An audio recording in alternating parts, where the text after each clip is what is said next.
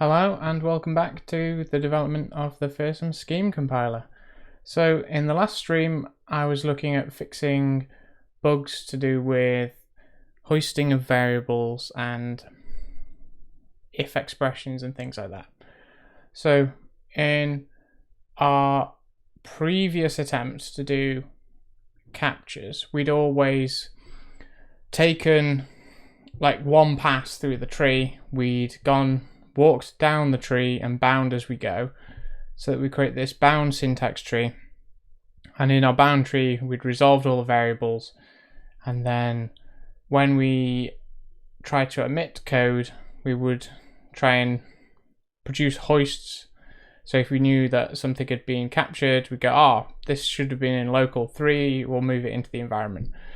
And that worked for a lot of cases, but not all of them. So in the last stream, we went through and added a rewrite pass that kind of separates the binding, so checking whether or not the given syntax tree is valid and resolving all the variable references for it, from the moving everything into the environment. So we now have a pass that does that separately.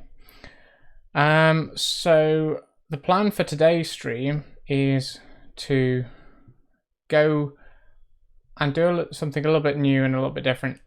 We're at a good point now in our compiler where we can actually write meaningful programs. So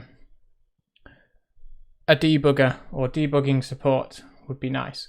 So as soon as we're emitting .NET IL, we need to emit portable PDB files so that the .NET debugger itself, VSDBG, can know how our source code corresponds to the IL that we've put into our assemblies.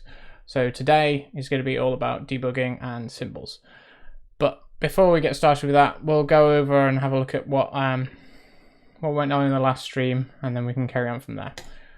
So most of the work in the last stream was in the introduction of this new lower pass.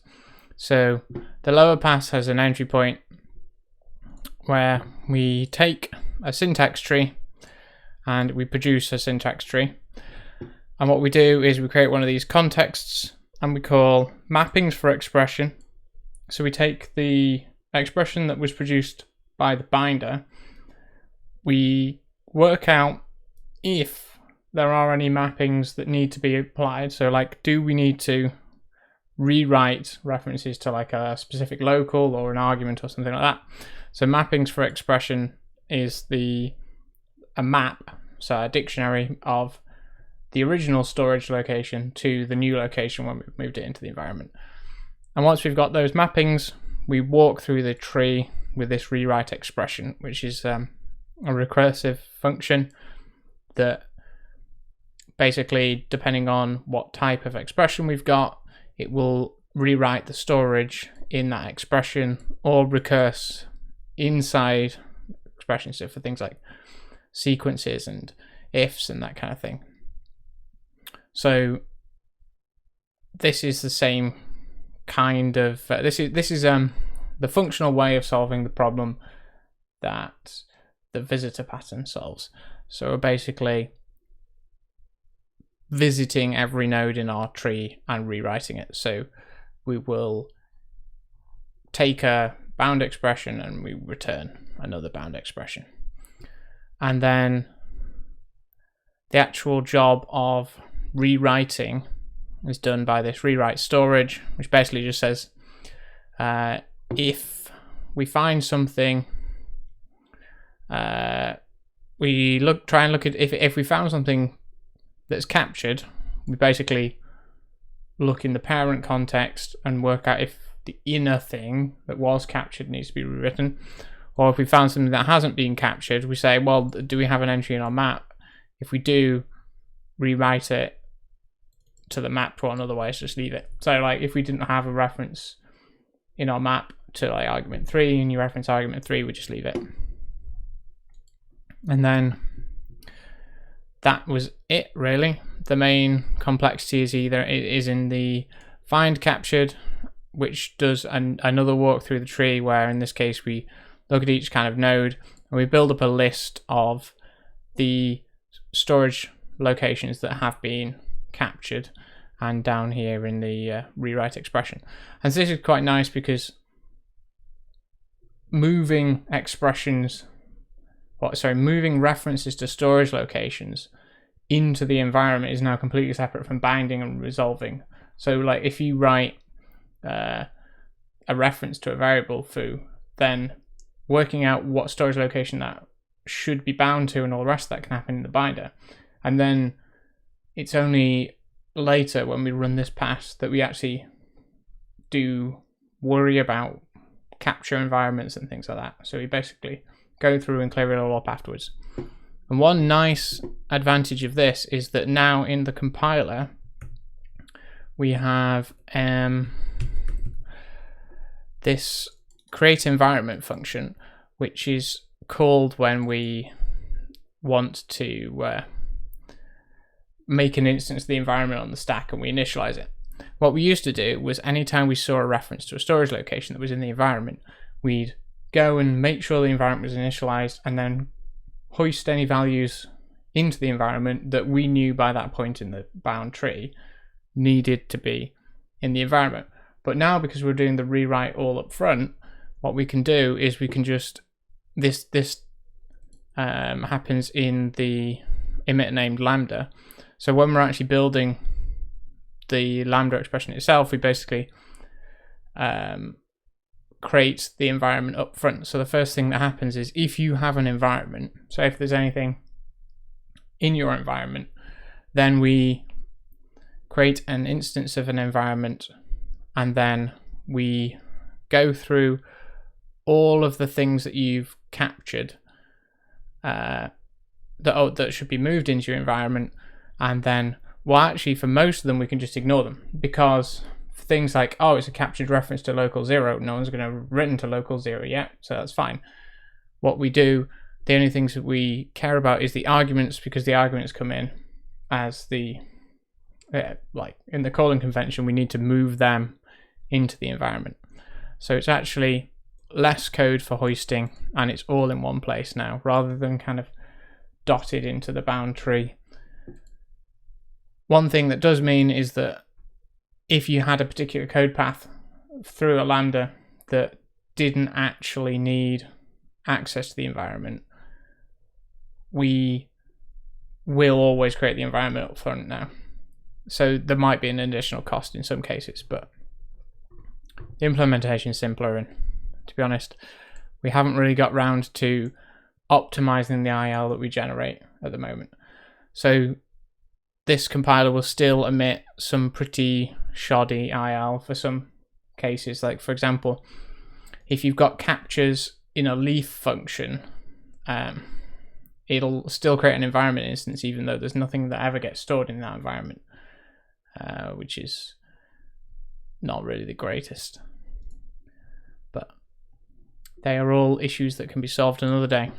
So on to, well, unless anyone has any questions, I'll go on to the main point for this stream.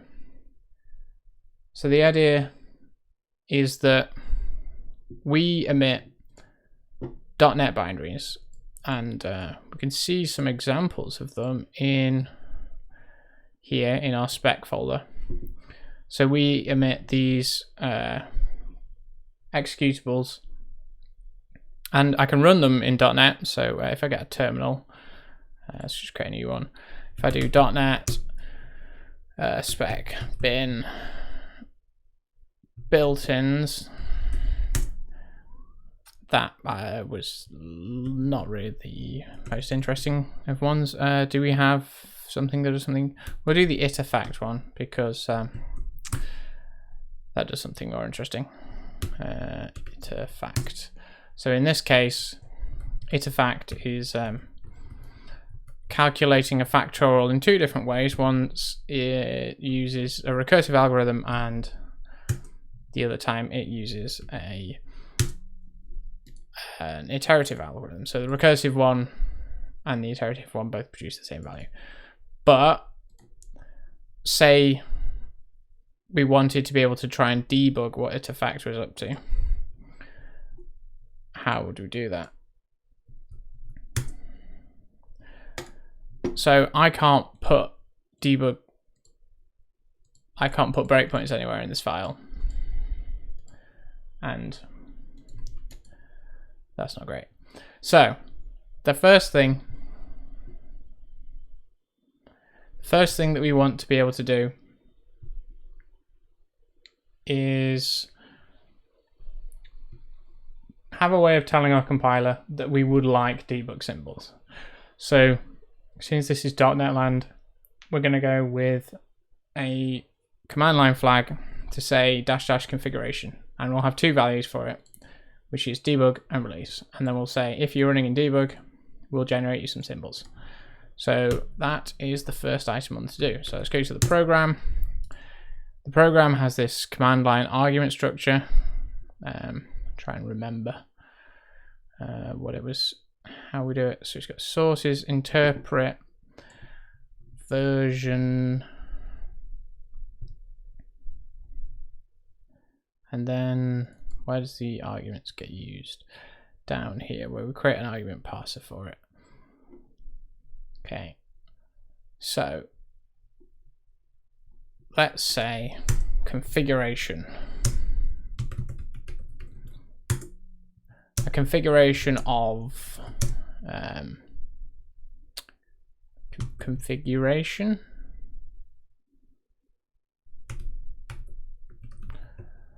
And then we'll create I'm wondering if we want an options or something. Because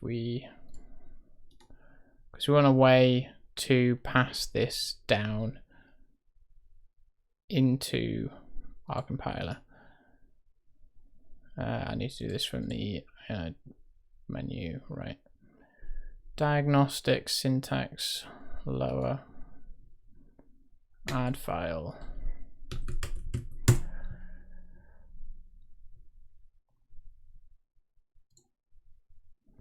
I'm just going to fix up what that's going to have done to the source code, so this stuff gets removed every single time.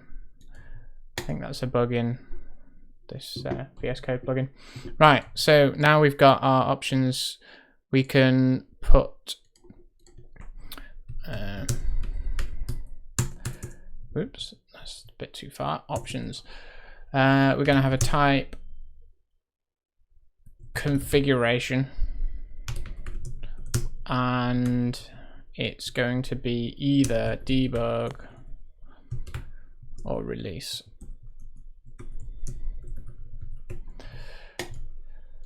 And the build configuration for the compiler. Emit debug symbols, and I guess release is no symbols, try, but we don't do any optimization or anything like that. Yeah, so we've got our configuration. If we just import that, so open options. Let's rename this to build configuration because that makes more sense. Oops.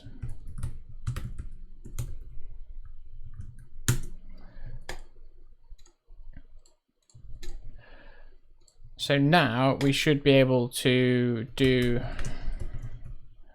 .NET run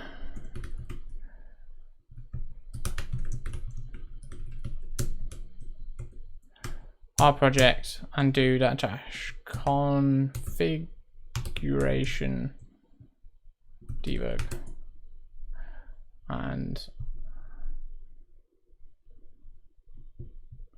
I think this is going to error in one way or another. Yeah, what have we got? Error generating usage string. Fair enough.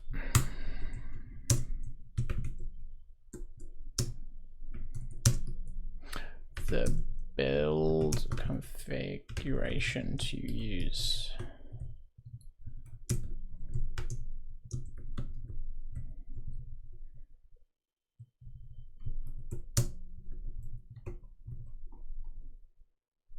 And yeah, we just need to discard the actual value.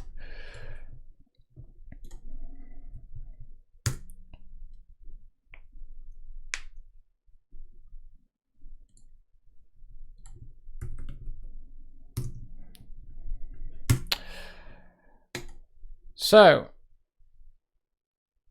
that's good. We've got our configuration specified and we've got our REPL and we can do things, I assume. Yeah. So now we've got the build configuration. Let's just commit that to Git. Yeah, let's just add that one first.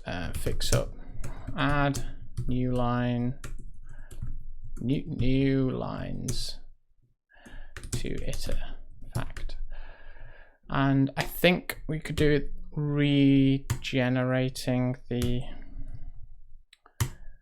snapshots for that, because it's going to have added a whole load of extra like this will have changed the syntax tree, so it's going to have broken the tests. Run task, update snapshots.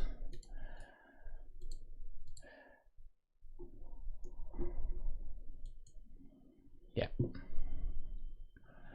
And it is just calling new line a few times. And the compilation output is still the same. Does the test pass now?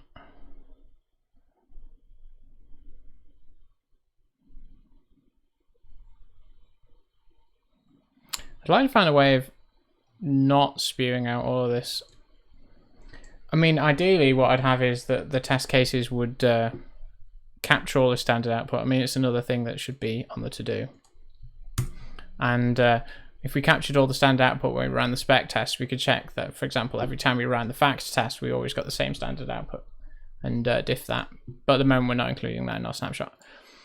Right.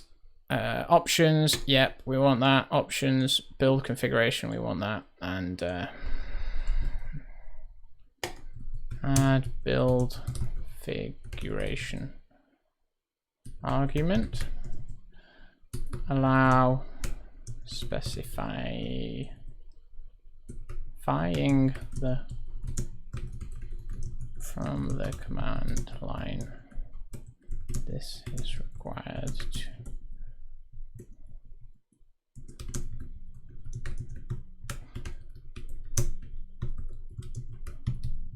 right. And now I've done a search inside a place I didn't even know you could search.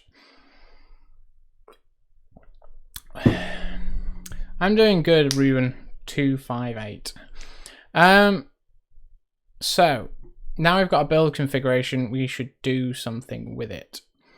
In the program, we've got the passed arguments. So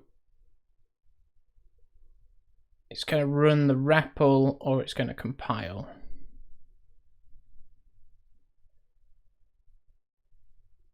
Source path. Okay, so it's mapping compile single over each one of these.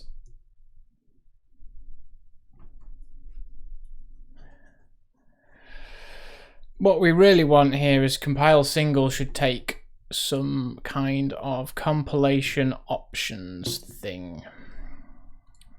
So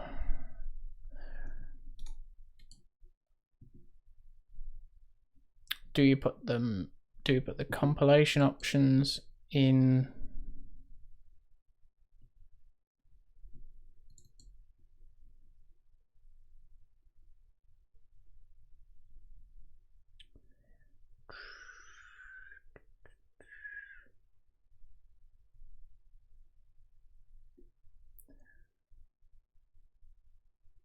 yeah, let's put the compilation options in the options here.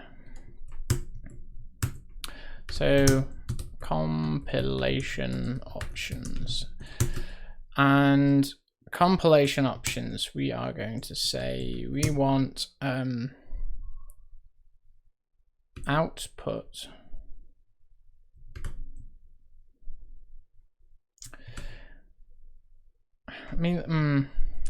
see, the thing is, we don't actually, in the compiler down here, where in compile, in compile, we don't actually, we're just dealing with streams, but we do want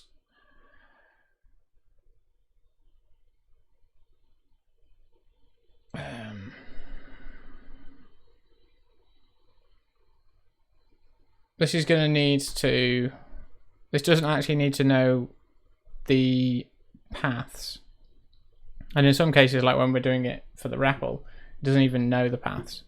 So let's have, for the time being, the program will just pass in to compile single the build configuration, which is going to be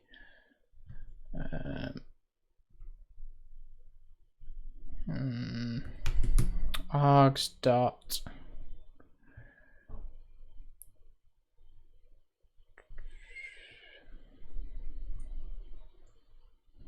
get, I don't know,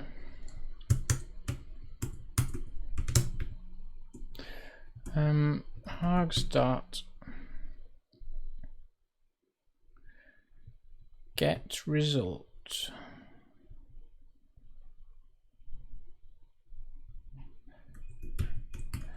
Try get result, and we're going to take the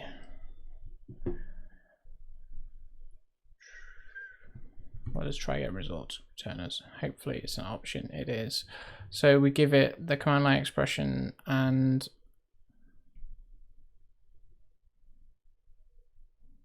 the thing we want to take out of it. Okay. So configuration build config is try get result args and then configuration, and we'll pipe that to option default, and then we need to choose the build configuration that is going to be the default, which I think should be release, which means we need, oh no, we have options. Why can't we see configuration down here?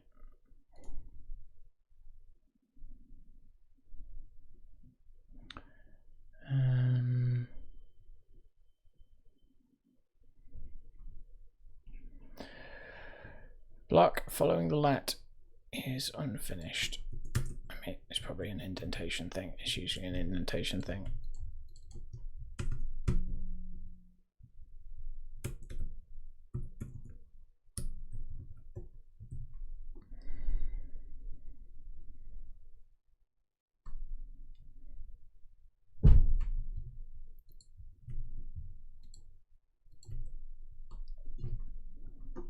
I'm just going to try running that and see if it works. Fingers crossed.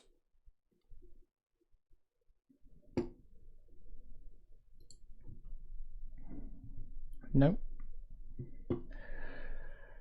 Release is not defined. Why? Go to... because it's build configuration. Fair enough.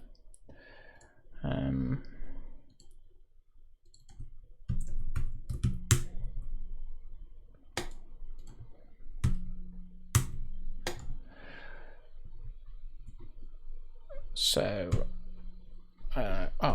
we aren't debugging the right thing here.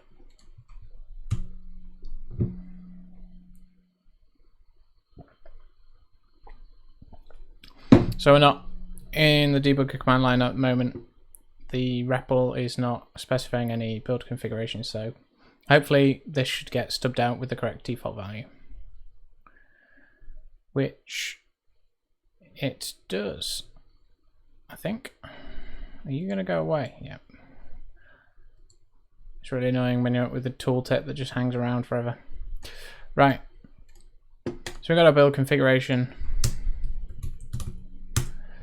We'll pass that in here. So that means this needs to take configuration,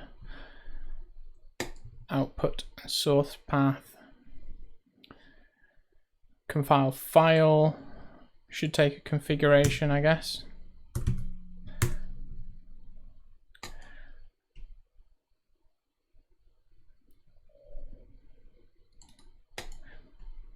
Compile file takes a configuration.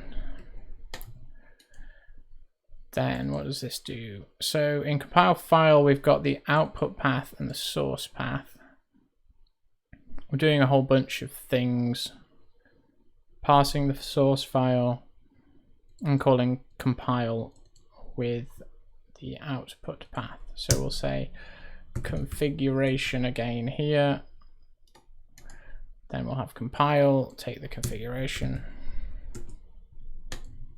Maybe it would have been easier to create a compilation option structure.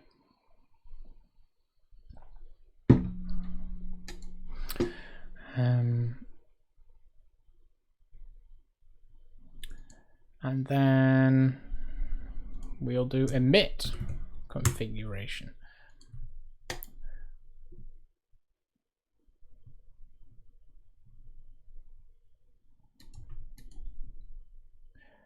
So actually, do we need to do this?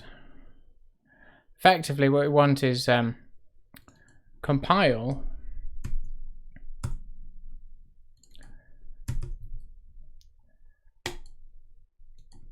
is going to take an output stream, an output name, a symbol stream,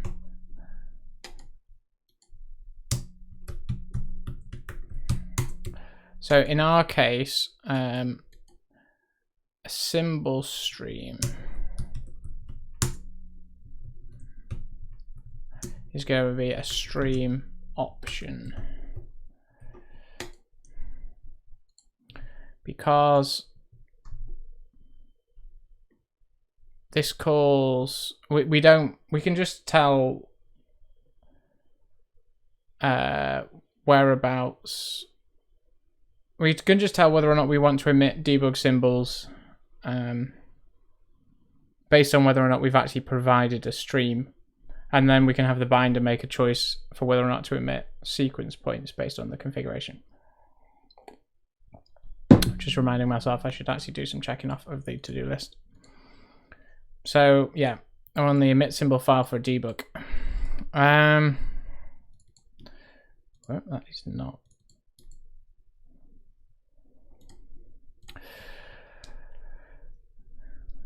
We do write, and I think there's a write overload that takes a stream for,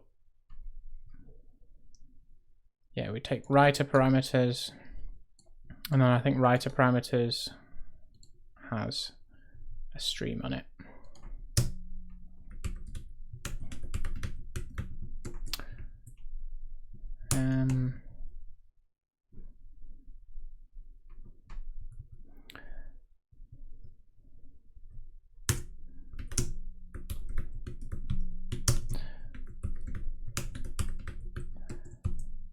Don't think we've got any.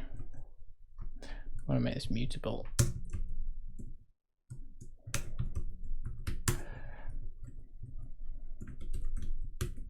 Because we need to say if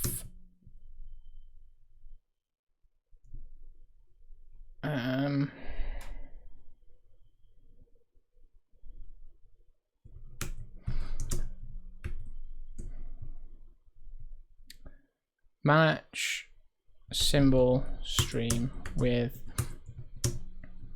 some stream spelled correctly. If we go to stream, we will symbol stream. We will set the symbol stream, and we will say, I think we need to say PD symbol writer provider. I think we need to make a portable PDB writer. I think. And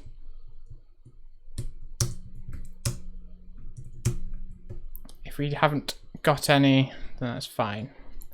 And we will pass in those writer params.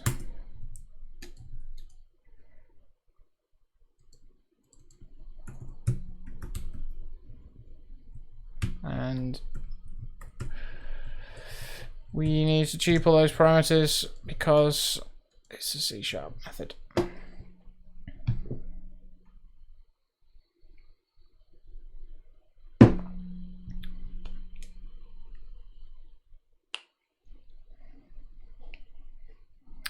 You can ask where I'm based, Ruben, but I don't actually have to answer that.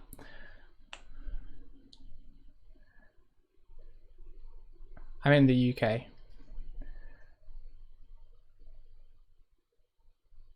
So we've got a symbol stream. Let's see. Where have we broken things? There's going to be some point where I'm not passing in. So we've got compile file that takes a configuration. We've got compile that takes a symbol stream. So I think what we need to do here is we need to do a match again. So we'll say let symbols equals match configuration. If we got debug, we'll make a symbol file.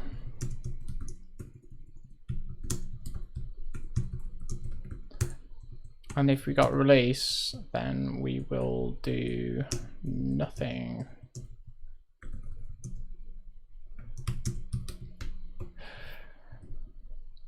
And then we pass that in there as symbols.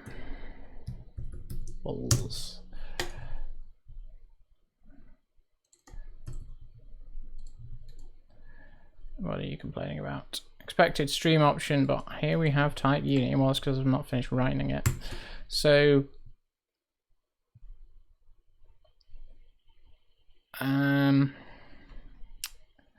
stem and output.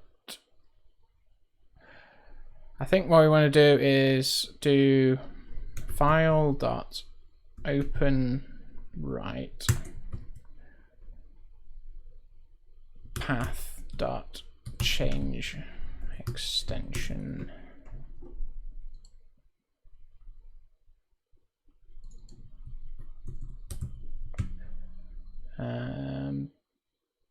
output PDB.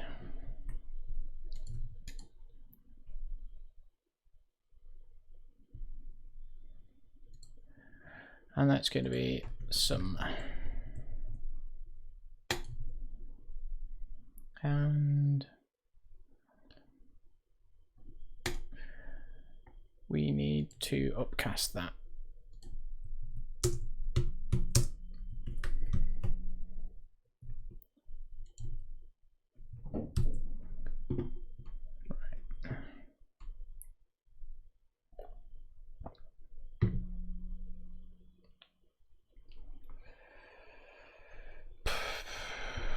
Problems.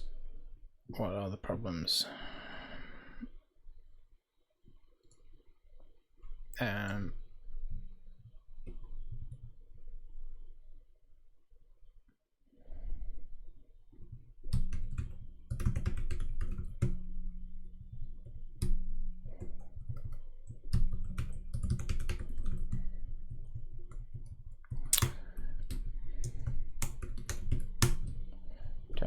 of the options in scope, so we can't actually use them.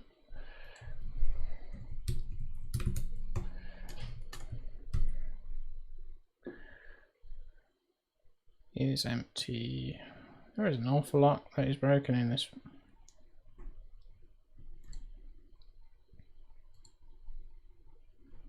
just gonna get rid of some of these terminals actually, because I don't know which one's actually displaying the errors.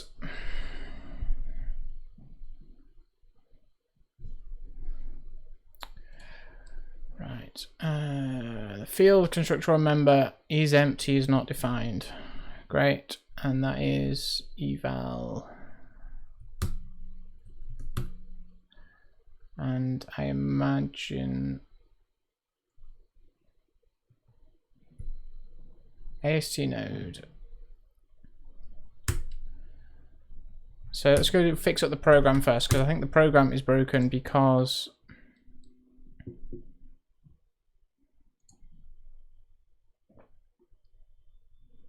why is the program broken?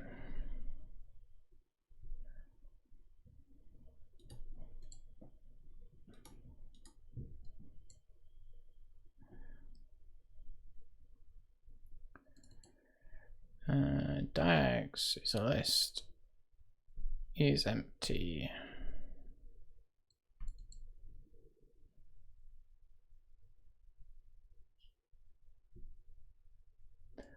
What are we in? Eval. Okay, because we are not passing in a symbol stream, so hopefully that should fix everything.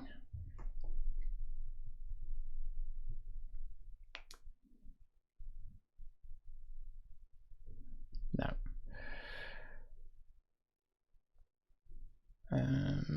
We're talking spec tests now. That's another place where we do compilation, compile file, configuration.release. Actually, let's do debug. It's going to make it easier for us in the future when we actually want to debug things. Open options.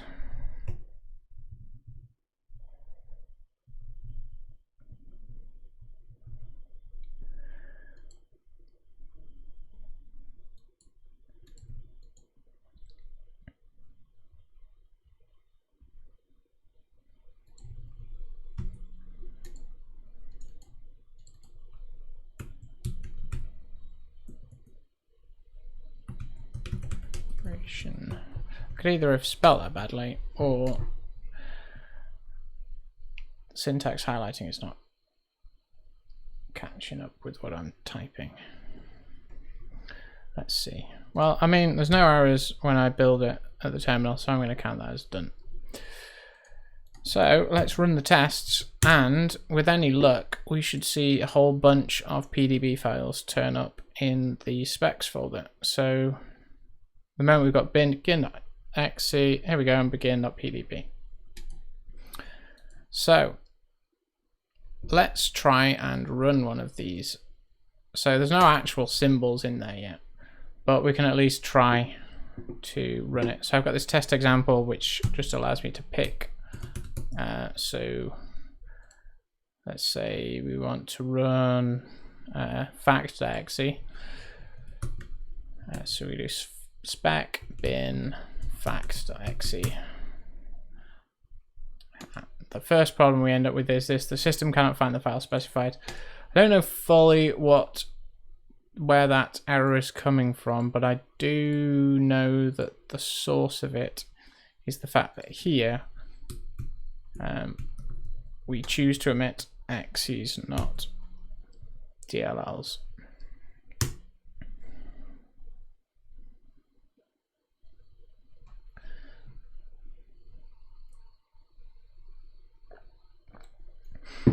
Lots of the parts of the whole .NET ecosystem don't really care whether or not the file is an executable or a DLL and just treat it the same. But for some reason, the debugger won't work if it's an exe.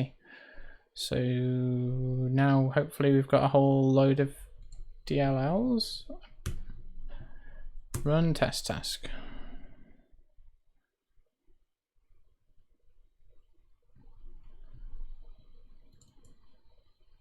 No. Why? No, that's not the right thing. Spec tests. So in the spec tests, do we? Yeah.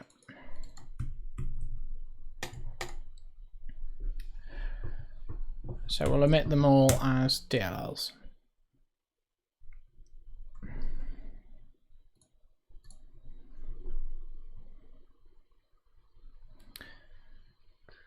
Refresh, refresh.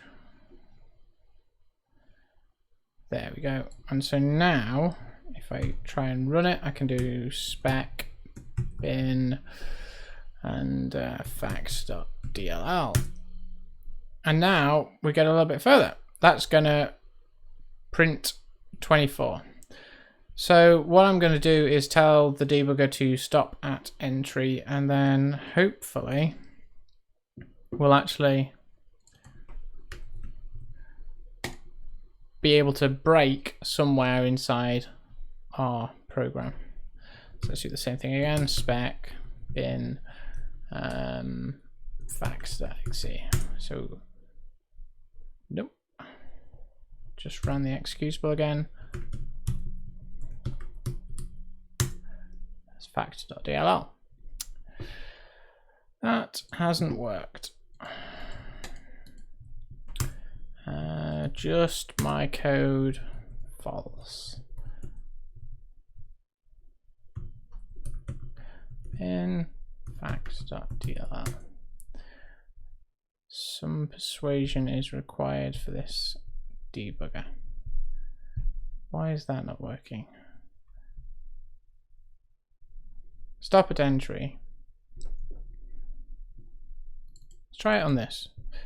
Stop at entry should break as soon as it gets to the main method. I'm not sure why that's not working. So if I switch the debug target back to Feersum itself, the main compiler, and run it with stop at entry on, what do we get? Yeah.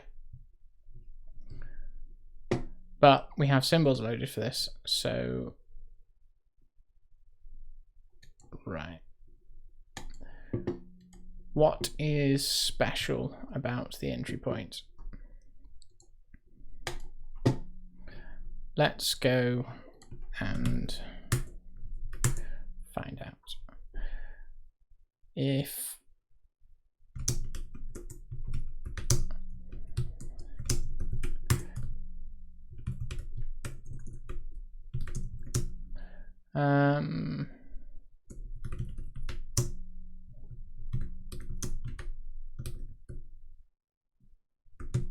I've got the .NET 5 framework installed, so let's just try and make a .NET Core 3 executable.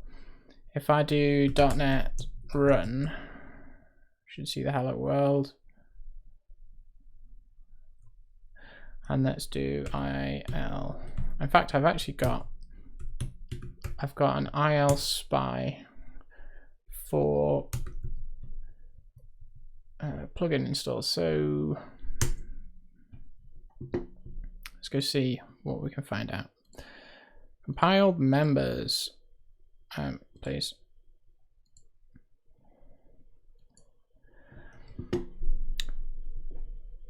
So I think it is this attribute. I have heard of this attribute before. The debuggable attribute. All this stuff is like metadata that the C# compiler includes. And this bit here, which sets the target framework, we don't actually set the target framework on our assembly. And before I have actually been able to run the same assembly with Mono and .NET, but now we're importing references to system stuff that doesn't work. But it turns out, or at least it appears, we don't need it. So we've got debugging modes. Disable optimization, ignore symbol store sequence points. Enable edit and continue. So what does debuggable do? Don't know. Can't find out. But what we can do is go to the API browser and find it.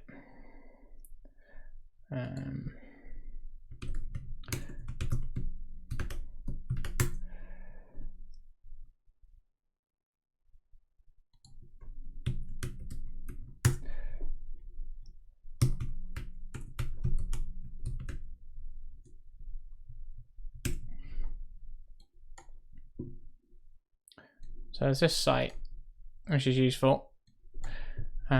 APIs of .NET, so you can do debuggable, find the debuggable attribute.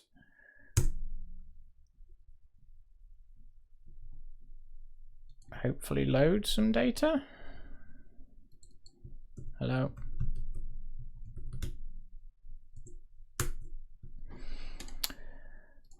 So there is two constructors, debug modes, which is the one the C# compiler is using, and then this simpler constructor, I believe.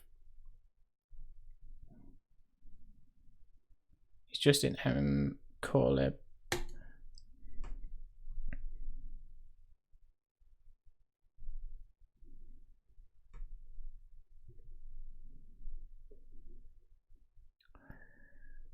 And I don't know what JIT tracking enabled or JIT optimizer disabled are, but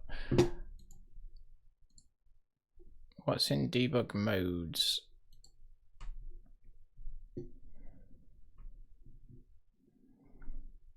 Default.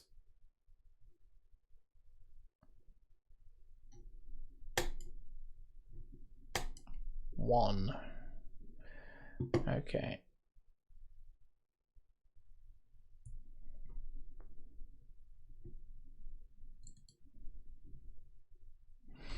I think we'll go with the simpler constructor that's just got the booleans, and we'll just set them both to false. So it is system diagnostics debuggable attribute.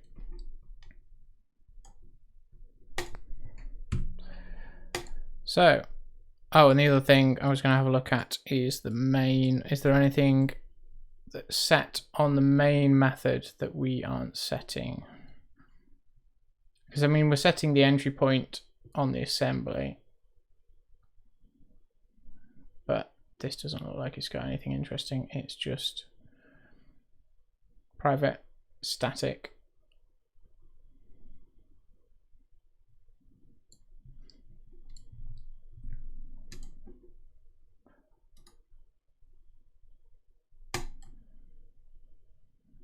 So in the compiler, in compile, emit, we write out our program, we add a few attributes. So let's say, let's add the attribute here and say if symbol stream is sum. If we do have a symbol stream, we will add an attribute. Assembly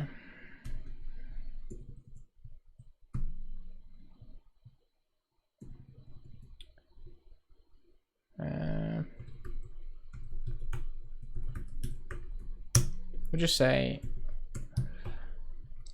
set debuggable actor, and we'll move. We've got some code up here for attributes already.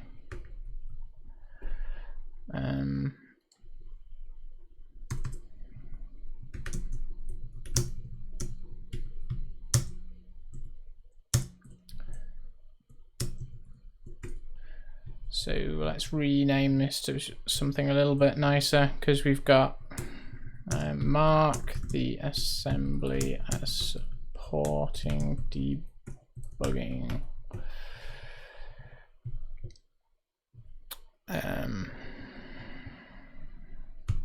No, don't run it.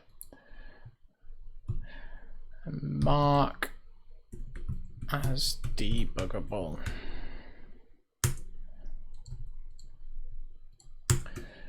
So we do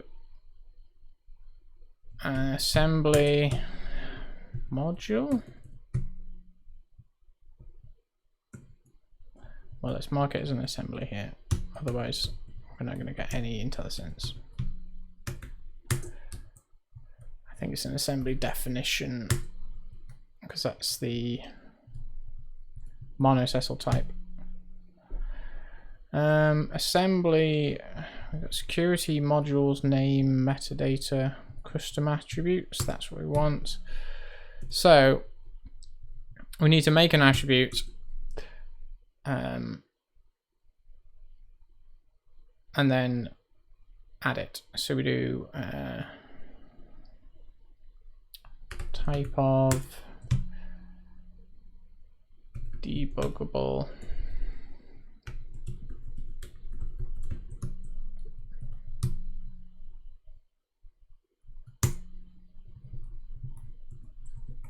So we get the debuggable attribute,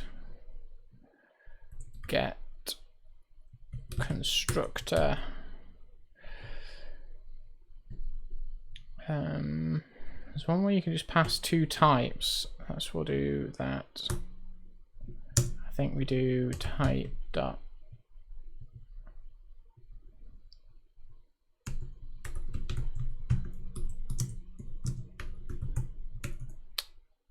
passing booleans. I don't understand Spanish.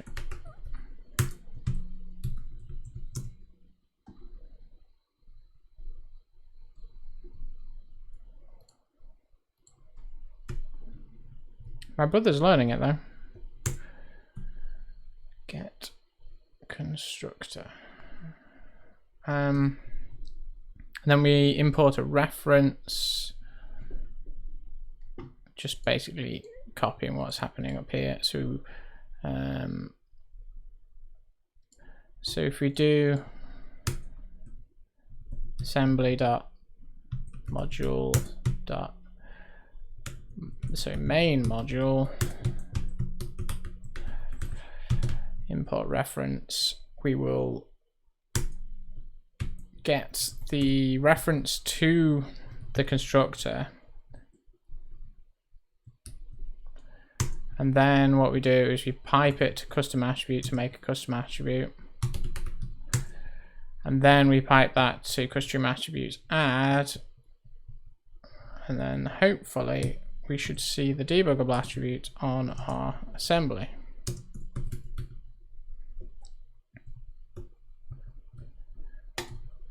So let's try that again.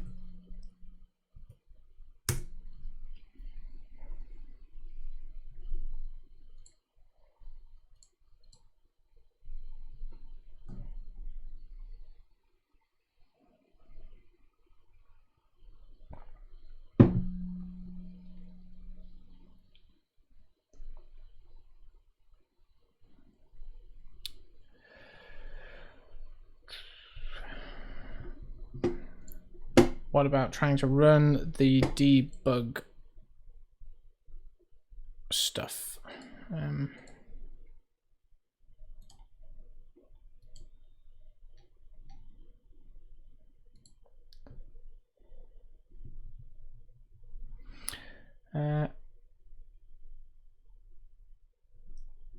Value of constructor assembly is not defined. 604. Compile.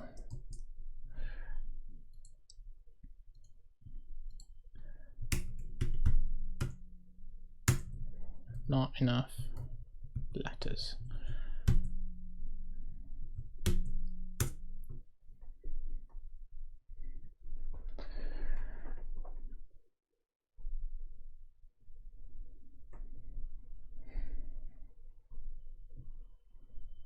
So hopefully now our assemblies have those attributes on them. We will be able to debug them a little bit better. So let's go back to the test example we've got. So we'll do spec bin fact.dll again and see whether or not we get to, no, we still don't get to break at the entry point. Why? Why though?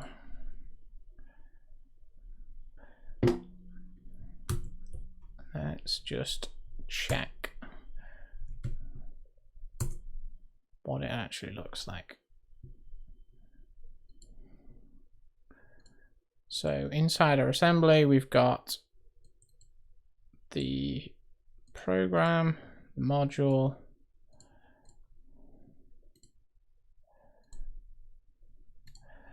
so we've got the debuggable attribute. Could not decode arguments. Of course. It's not actually valid. I've just added the attribute, but we haven't actually provided any of the arguments for it. So mark as debuggable.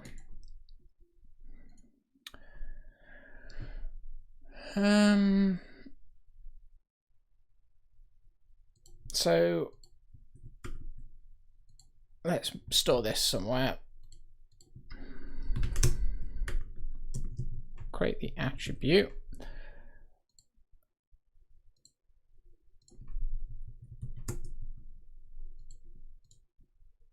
Then we will do attribute dot arguments.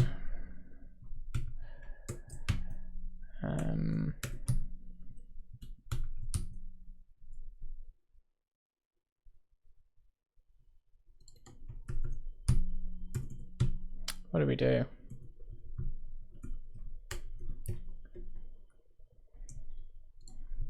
Need to somehow add an argument to this custom attribute.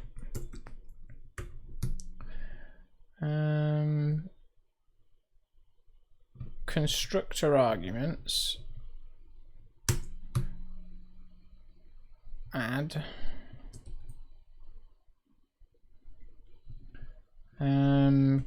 constructor argument, custom attribute argument.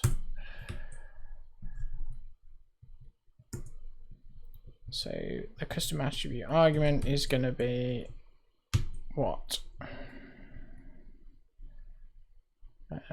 Type and the value. Okay.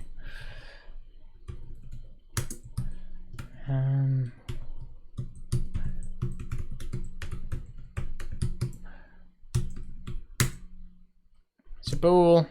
That's true, I think. And we'll just do that twice. Now, let's run our tests again. Hopefully that generates some nicer assembly for it. I'll actually check in the ILSpy first. Decompile from the current workspace fact.dll. Right, so just globally, what have we got? Debuggable, true. I don't know what those two things do. I hope that true is fine for it. Spec bin fact.dll. Still doesn't stop.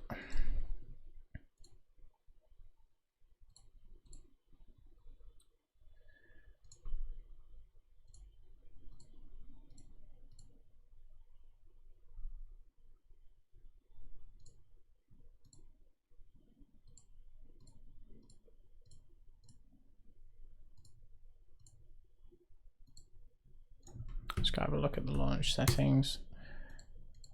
Just my code, stop at entry.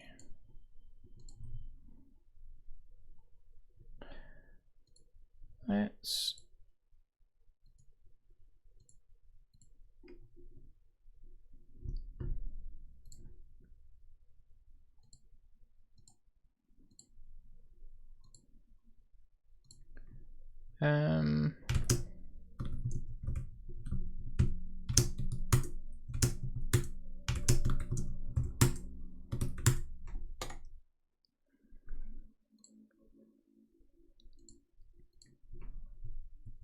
Run the tests again.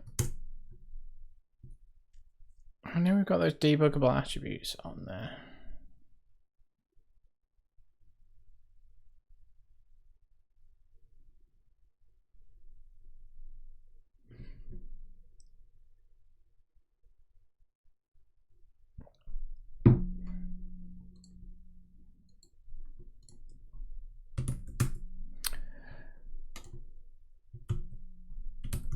Bin fact.dll. I'm just going to keep on doing this until it works. Now, well,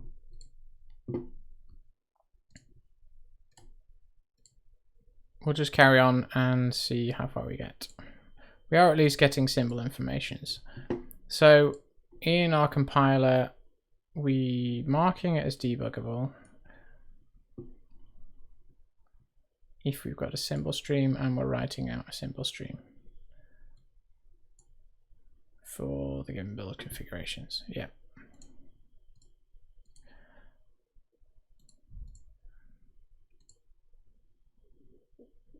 And in the program, we're passing the build configuration in. And in the tests, we're saying it is debug.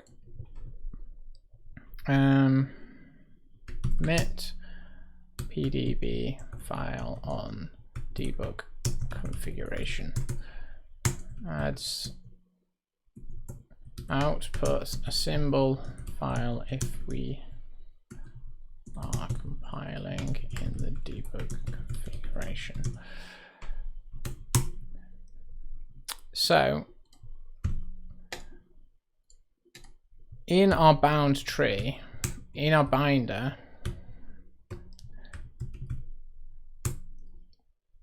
as we walk through the tree, what we want to do is produce.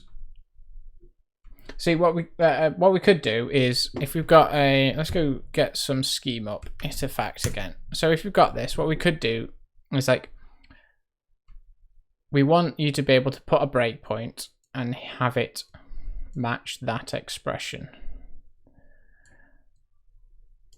What we could do is have like everything in this is an expression. So like for is an expression, and then fact is an expression, and then that's an application, and then this is an expression, and then display is an expression, and then like new line, and then the whole that's an expression, and then it's expressions everywhere. Adding a sequence point for every single one of those would be costly, and it would be awkward to use because you wouldn't be able to set a breakpoint very easily. Like if I had my cursor there and it sets a breakpoint for when you load facts, is that really what you want, or did you want it to happen before we called display? Because the facts load would happen after we've evaluated for. So what happens if you're calling, like, if you put your breakpoint there, would you expect it to happen before we do this multiplication? I mean, normally, yeah. But if you put it there and it bound it inside this expression, you'd run this expression already, and then but you hadn't run this, and it was just going to get complex. And like stepping, you'd reappear on the same line all the time. So instead, what we'll do is we'll come up with a heuristic for where to put these sequence points, and we'll come up with a new node type in the bound tree, which will say do the inner expression, but also we'll add a sequence point for it that ties it to a specific location. So then it's the binder's job to work out, for example, effectively, we've got a define expression here that we want a breakpoint for. Here, here and here, effectively, for each one of these lines. Maybe one for this display call, one for this new line. And then inside the body, we'd have like one for this define call, one for this call to iterfact. Inside this one, we just have one for that if. Then inside an if, maybe we'd want one there and one there, and one for the condition. So there's only a few different node types that we actually want to consider putting sequence points in. What we can do is we could treat the job as something we do later on in a rewrite pass, but we've already lost the position information in our bound tree. So we need to do it as we go in the binder.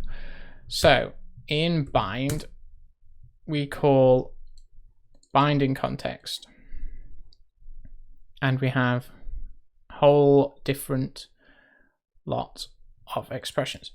So the main one, I think, is sequence. So if we go to a sequence expressions happen at the root, and they also happen at various different places, like in the body of a lambda and things like that. So if we just say that every single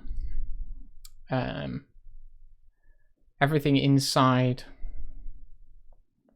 a sequence expression gets a sequence point, that's probably going to cover us for the 99% use case. So the first thing we need to do is go and add a new bound expression type. So we've got bound expression type of sequence point. Nope, close. And it's going to just be another bound expression inside it. And location.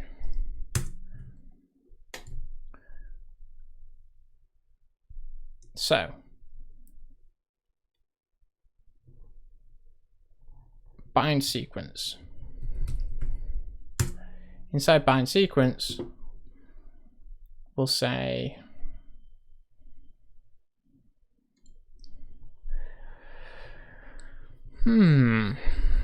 what do we want to do here? Let's make this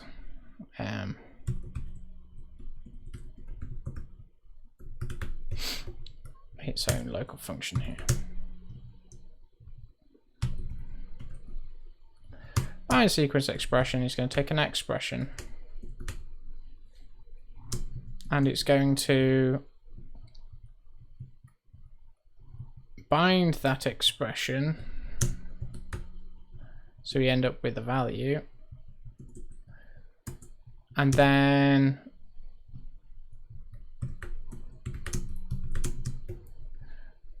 we will return sequence point of the inner expression and the expression's location.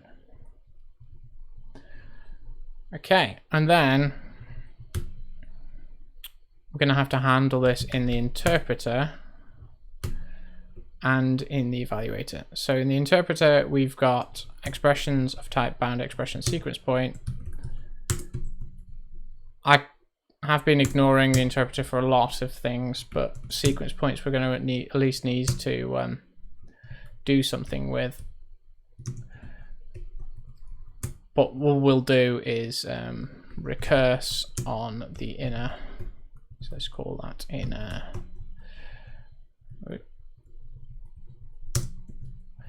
Good. And then in the evaluator, we'll need to add support for it as well. What's going wrong here?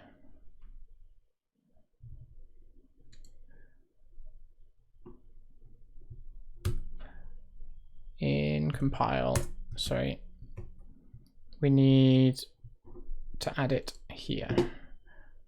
So we might as well do it right at the top. Bound, if we've got a bound expression, well, actually, let's do it after the error. Sequence point.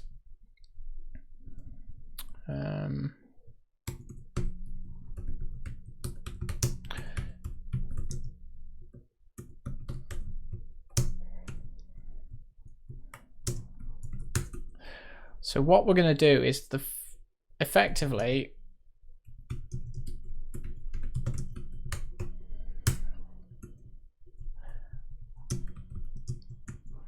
we need to add something into the PDB stream, if there is a PDB stream, effectively.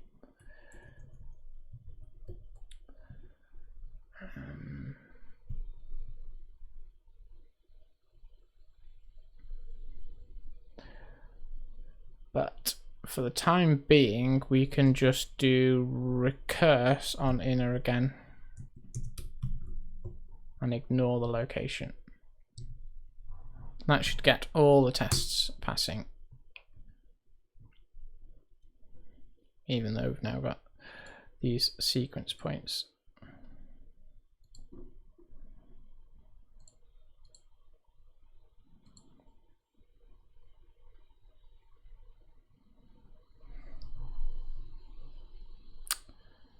Five failures because we need to consider sequence points in the lower pass. So finding captured, we need to consider the sequence points. So we will return the sequence points from the inner.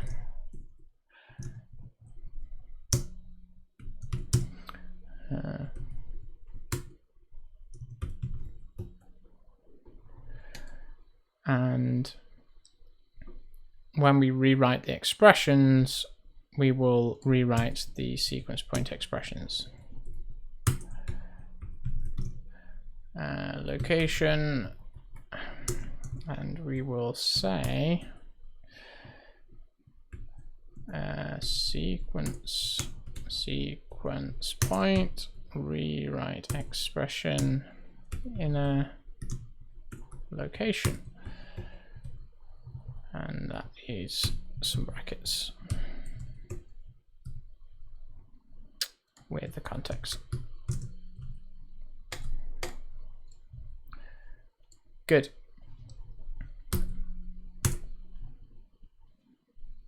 It's always a good idea when you've made a change that you think should make everything work the same way to just check that it actually does happen.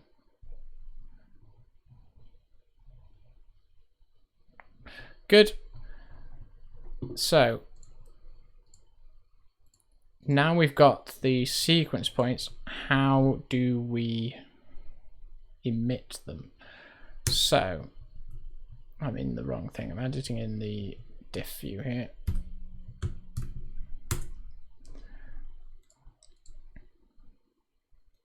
What are you complaining about? What are you chatting about? Instruction document sequence point. So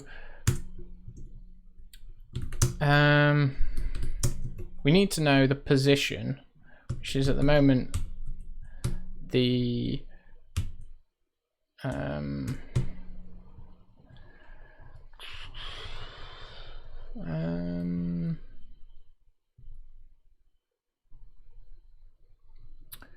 body dot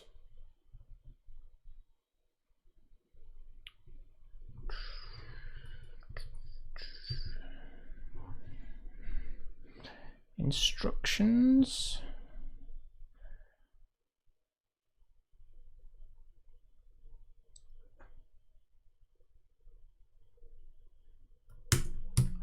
dot last.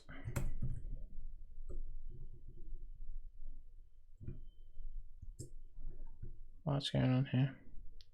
What is instructions?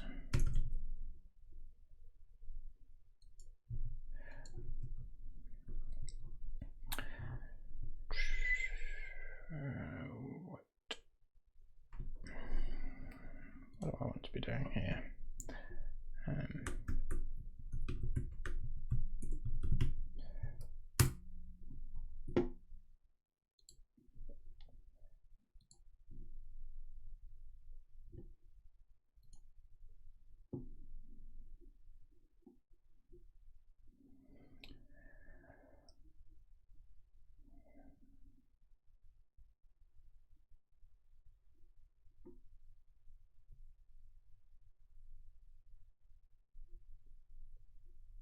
So we need to have the instruction, and then we need to create a sequence point.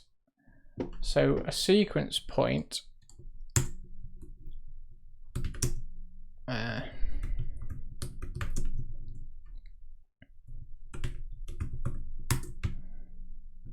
sequence point takes an instruction and a document. So the first thing we need to do is get the instruction, which is going to be the instruction at the start of the sequence.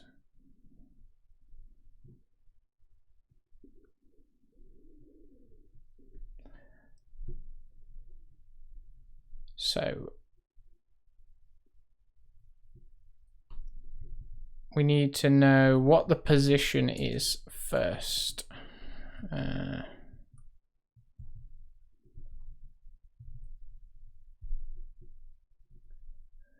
So we get the position. It's going to be the what is instructions? Why can't you tell me what instructions is?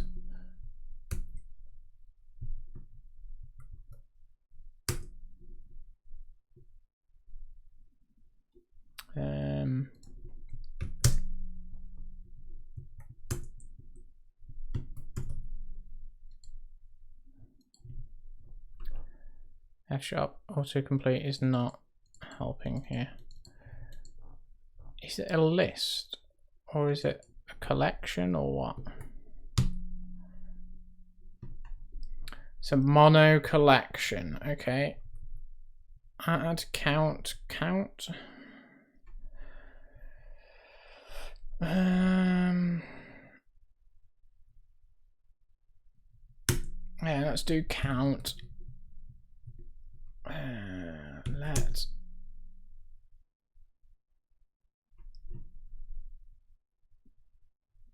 So yeah, if we get the position as the current number of instructions, and then we create a sequence.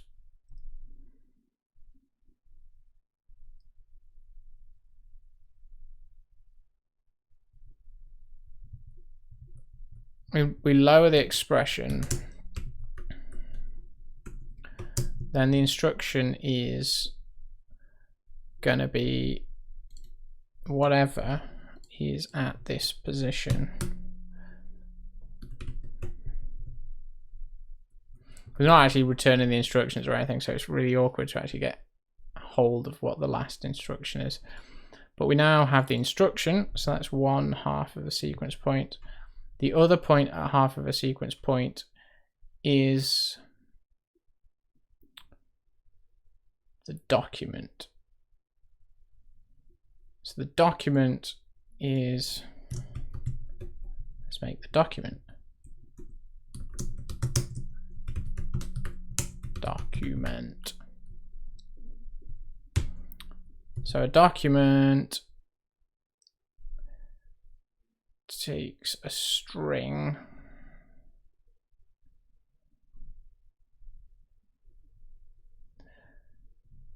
which is going to be the path or just the name. So that's going to be location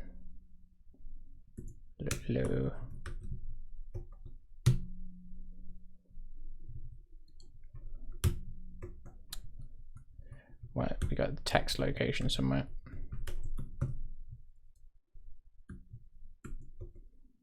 Syntax.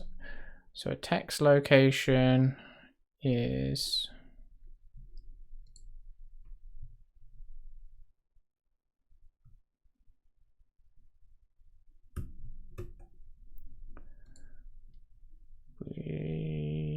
where is it?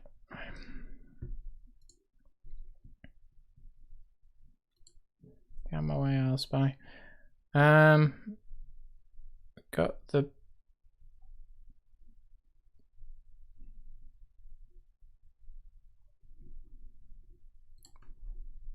scope? No. Diagnostics? Maybe? Yes. So a location is a span or a point. Okay.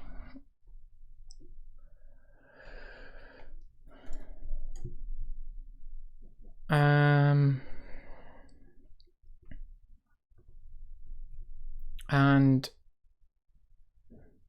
a location has a start and an end, and they're both positions. A position has a stream name. So right, that's where we're going to go.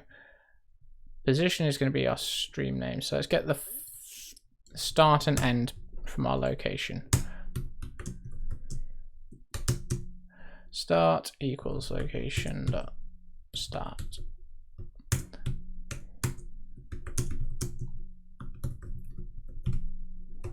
So we've got the start and end of the span. Let's go on from and to. So I think 2 is also a keyword.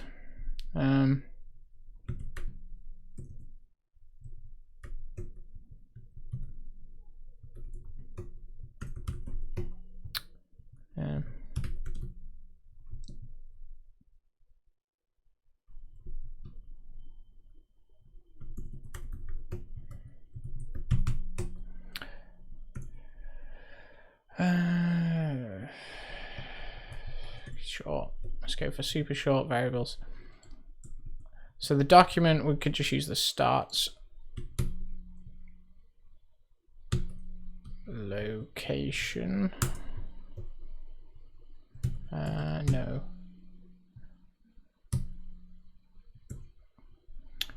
What did they say? We've got a position.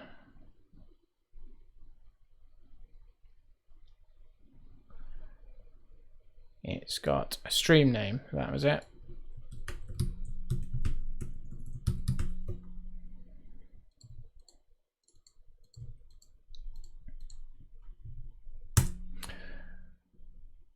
We've got a sequence point. We've omitted the inner expression. What do we need to do now? We need to add that sequence point to the body. So that's context.il.body.debug.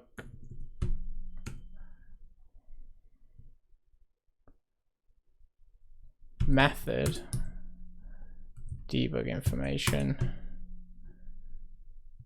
Sequence points, add. Right, let's try and start making some of this a little bit more F#y. Oh no, actually we need to set the start and end point on that sequence point. So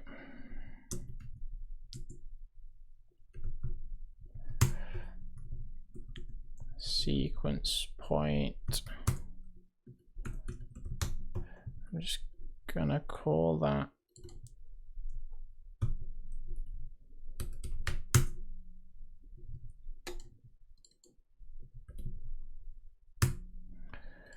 point because I've got to type it a few times.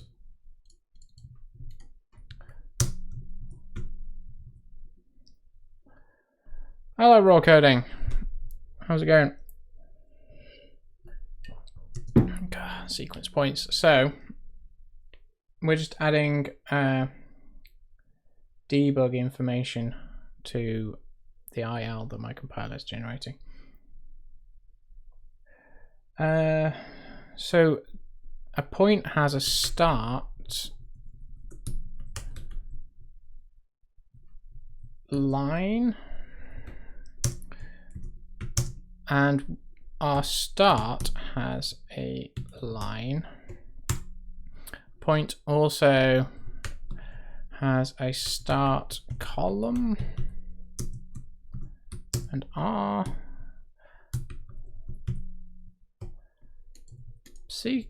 point, our position, which has a column. Yeah. So we just need to do the same thing for the end as well. So I guess let's give you end. I could have done that with multiple cursors, but too late now. Okay.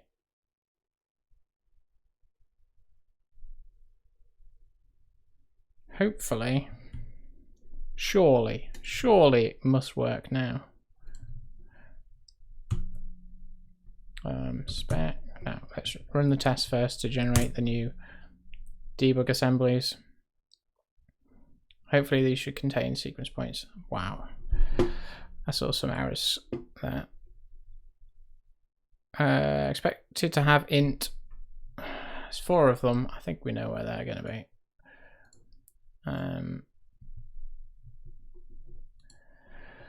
Let's go with these 4. Int 64 as int, maybe. Is that how we do it? How do I cast in F#?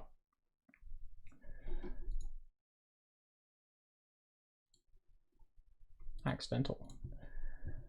Hold screen there. How do we cast in F#?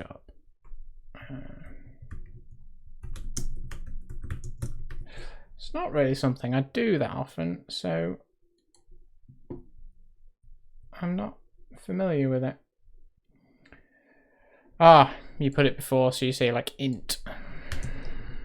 Like that. This is hopefully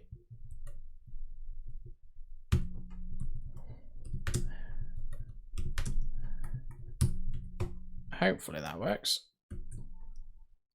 I've still got a squiggly there though, so yeah, it's still just left over from before.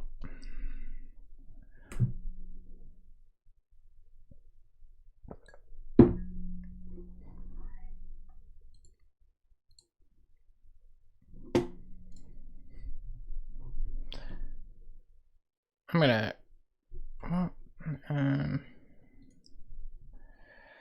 incomplete value of function.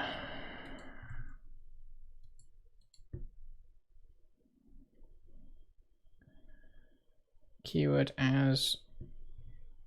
That's because that's the build, and I just ran the tests. The tests look to have passed. Let's just run them again. Sometimes when you go to the test tab, I just don't know. I should get it to print out the current time so that I can try and work out whether or not I've run the test recently or I've just seen them pass a while ago and I'm looking at cached output. So debug spec bin facts.dll. Right. Still not getting any breakpoints. Is there any information? Is there any symbol information in those files?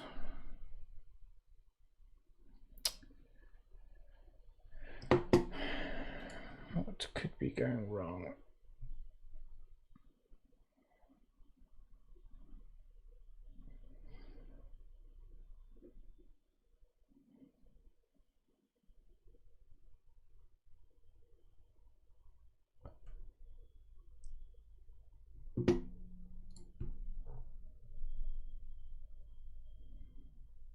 I wonder if we're just not initializing that properly. Writer.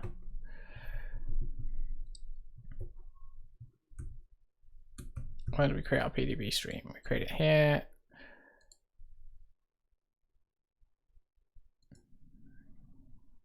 Call compile. Call emit.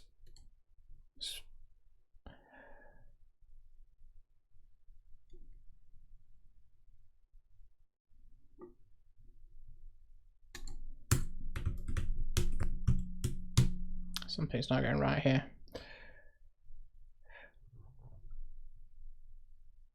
I am compiling my Lisp to IL. Yeah, I can give a quick overview of how the compiler works. Give me 2 seconds because I think this here is exactly what we want. I think all this time we have just been opening the file and not actually writing anything to it for the symbol stream. So once again, we'll run the test task, and while that is going on, let's have a quick walkthrough of how the compiler works. So the compiler is split into a few phases. It's all written in this. It's all in this one F# library. But the key initial bits are syntax, which is where we pass the source text into an AST and a list of diagnostics. And this is all written using the fparsec library, which is a parser combinator library. So we have functions like here we have parseIdent, which is effectively something that takes a stream of input text and produces, in this case, an AST node. And it's combined. It's a combinator, so it's made up of various other parsers that parse subbits.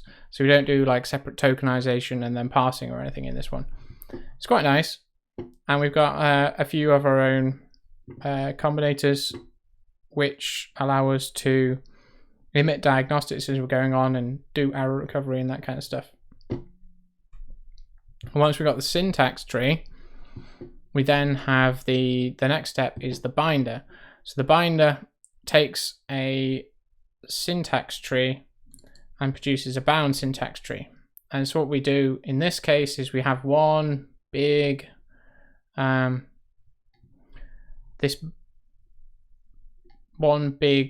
recursive binding context which looks at the different types of nodes.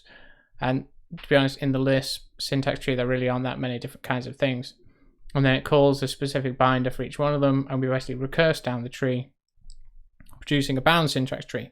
The key difference being that we've dropped all the position information and we've resolved all of the variable references into what we call storage, which is something like an argument or a local or later on environments and captures and things. And we also have support for some of the built-ins that we have. So things like let expressions and define expressions and if expressions, where we recognize the specific forms and produce a bound form for things like if expressions. So the bound syntax tree is richer than the raw syntax tree, but lacks some of the metadata from the first pass. And then we have this pass called lower, where we take the bound syntax tree, we still produce a bound syntax tree, and this pass is responsible for finding captured values and then rewriting expressions that reference captured data. So we move it all into environment objects. And then we have the compiler, which is responsible for actually taking the syntax tree. So it takes a stream to write things out to, a name, an optional place to put the PDB symbols. It takes the AST node, and then it produces a list of diagnostics.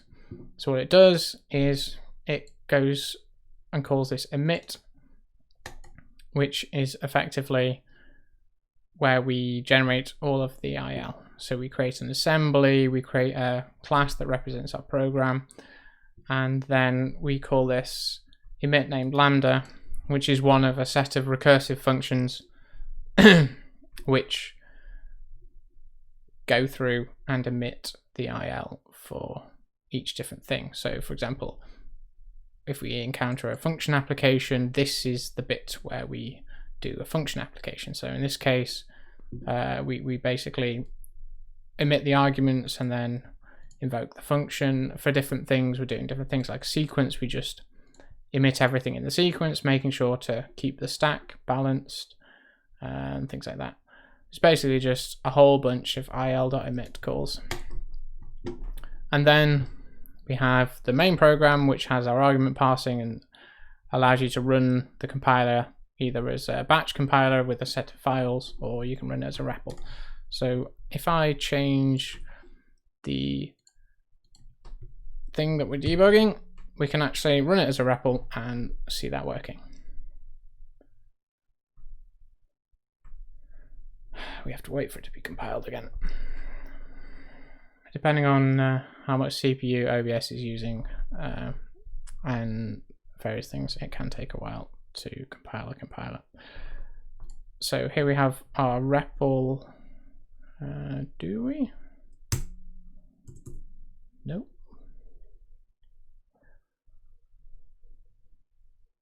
Ah, yes, because we've got stop at entry and true, of course. So we can do things like, empty string is null, but we can do simple addition. We could do lambda. So let's create a lambda that returns something, and that's a compiled procedure. But then we can call that, and we end up with a value. Most of the stuff. And so the way this REPL is working is running the whole compiler chain that I just talked about, and then taking the resulting assembly, using reflection to load it into memory, and then it does some rummaging around in there and finds the actual body of the program and runs it. But back to the task at hand. Well, yeah, hopefully that was useful. And if it is, if you got any more questions about any of the specifics, or you want to see more information about the phases, then yeah, feel free to ask them. I started recording this playlist. The playlist isn't from scratch. I didn't start streaming until a little way into the compiler, but it does start before the big complex thing, which is implementing lambdas and captures and that kind of stuff.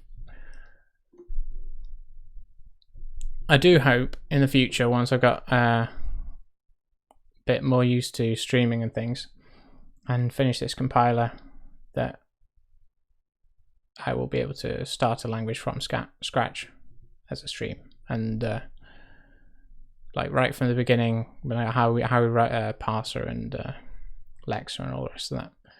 But for the time being, I'm focusing on this. I know your streams do go from scratch raw coding, and that is good, but I thought it's probably best if I didn't try and do two things at once. Since I already had this project on the go, that I would at least start streaming and then do one from scratch. So, can we run spec bin fact? Nope. What is going on?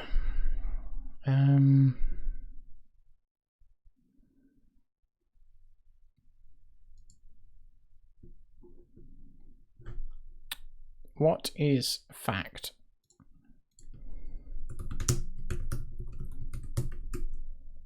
PDB. Is there a way to...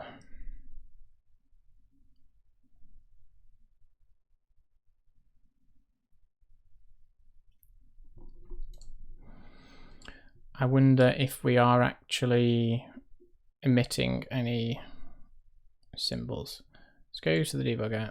We've not got any breakpoints, so let's put a breakpoint inside the compiler, inside the sequence point, and see what happens when we run one of the unit tests.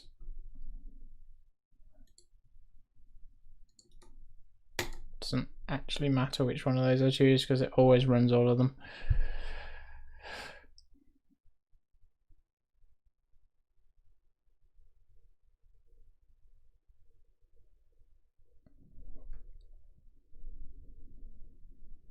I went run, did I? Or did I go debug?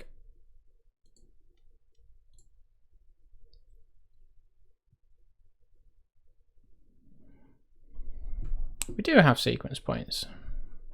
Whereabouts are we then in our... Oh wow, we have some threads. Oh, this is because XUnit is running all of these tests in parallel.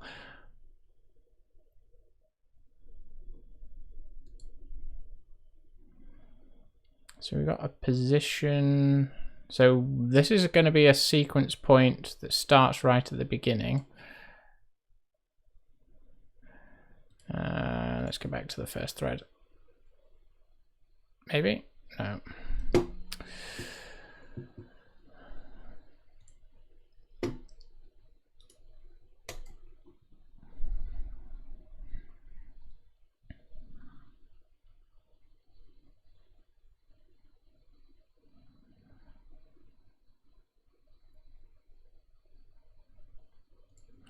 Let's go change the launch JSON then.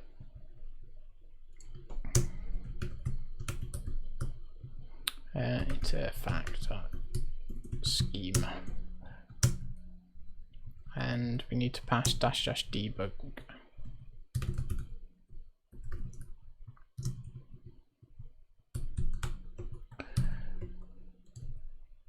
Just gonna run it under the debugger, so we've only got one file being compiled at once, because it's confusing me.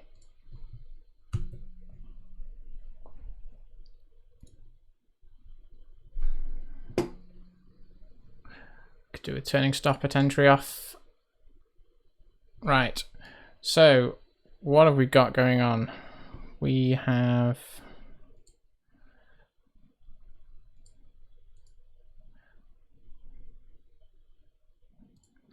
calling compile. We're in the body method emitting an expression, which is a sequence, and inside the sequence we're emitting the first thing, and it's a sequence point.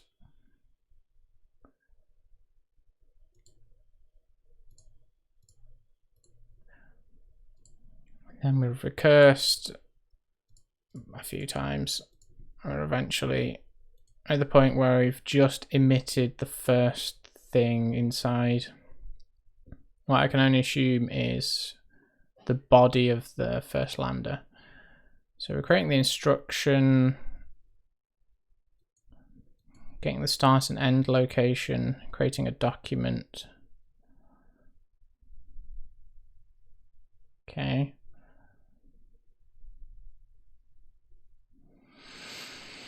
Don't know what else of the stuff in here we actually need to set.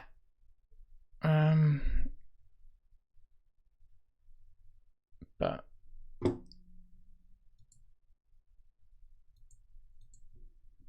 what? So start line 2, start column 5. Let's go have a look at itafact. Start line 2, 5. That's 9. That's 5. Okay, so it's a sequence point for the whole of the if expression. Fair enough. And the end line is 2, 5. No. That should be the end.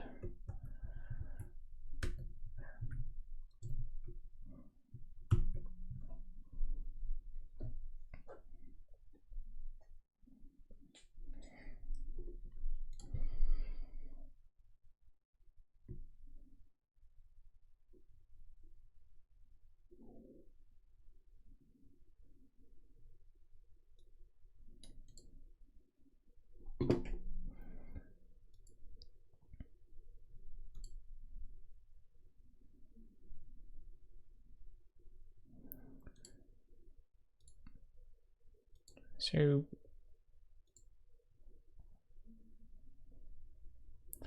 this is going to be the first lambda, hopefully.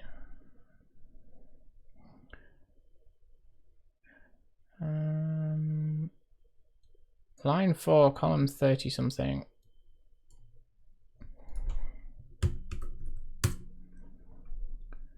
That's going to be there, yeah. So it's the whole of that define fact. So we create the sequence point and we add it .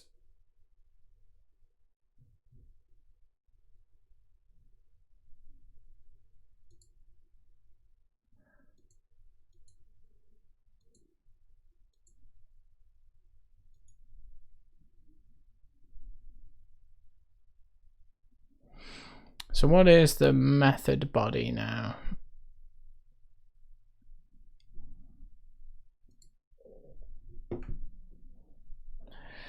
It's got some stuff in it. So this is the script body itself. What about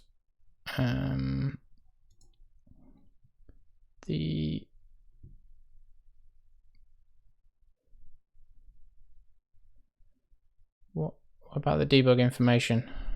So we've got the method definition. Oh dear. Let's just put it down here. Method decal.debug.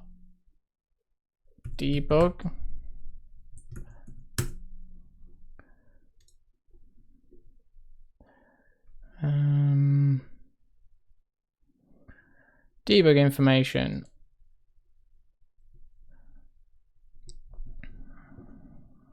Has sequence points.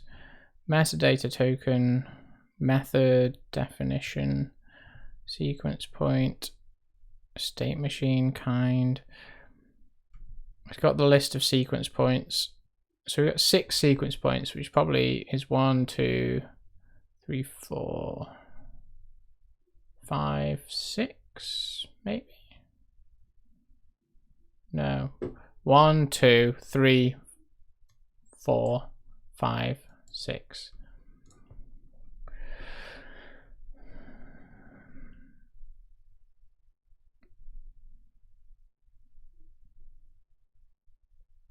I still don't know why it's not stopping at the entry point. It's really, really annoying.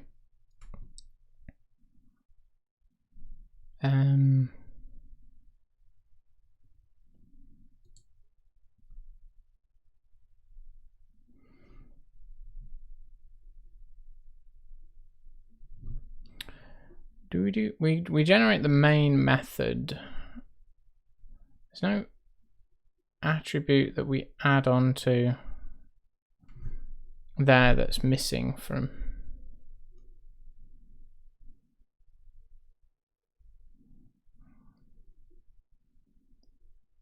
So I think we've got PDB file, we've got sequence points in there. What more can you want?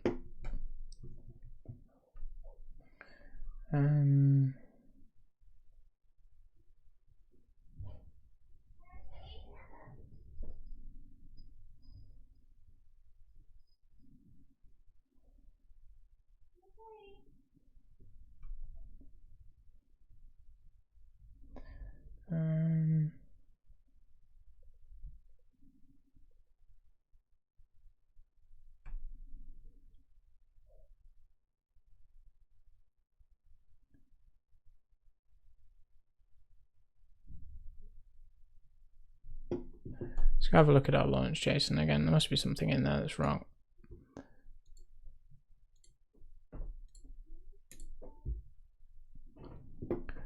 So core CLR process request is launch, pre-launch tasks not specified. We've got program, which is there.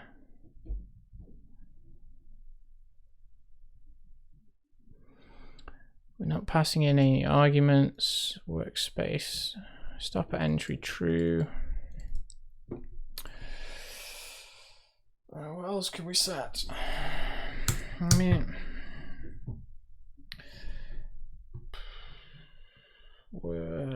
default build file. This is just all the things I can set, isn't it? Pipe transport post debug task.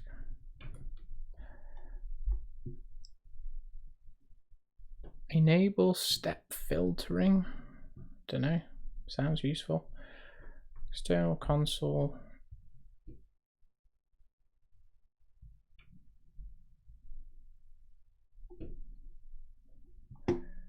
The other question is, we wonder whether or not that attribute that we're generating to say that the assembly is debuggable is wrong.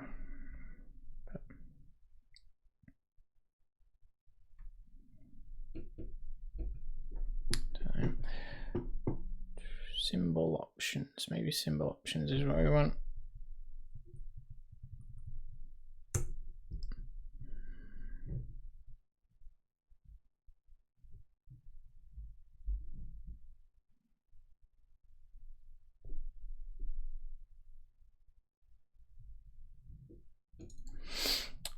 Right. I mean, we can always put our spec folder in there.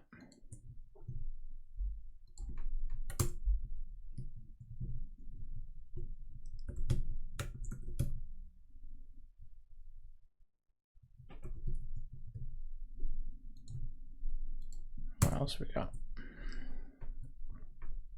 That doesn't look right.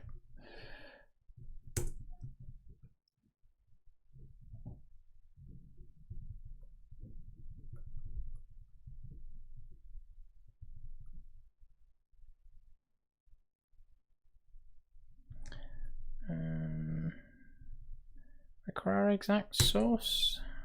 I'll set that to false as well, because it could well be that we've not set that document up correctly, so it's not actually able to match the source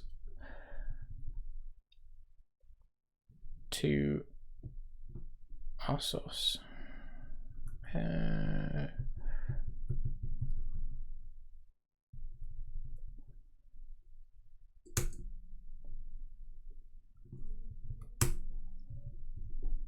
Just debug spec bin facts.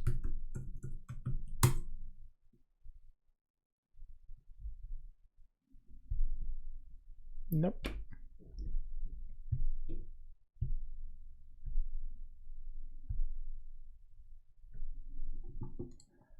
Well, that's suboptimal.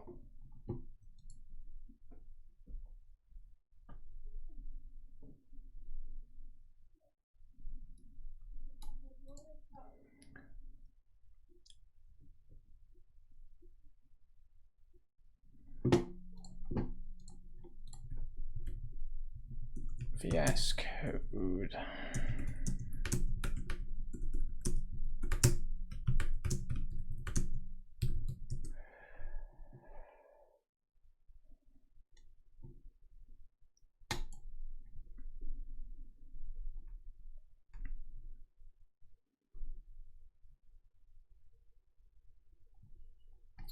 People having trouble with Chrome.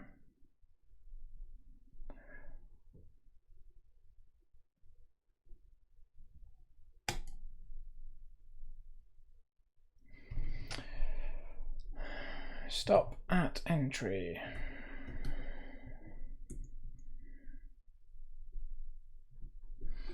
I wonder if we could just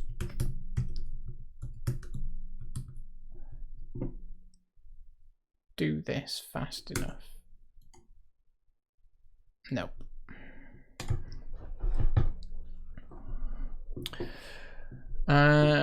Could we add a breakpoint?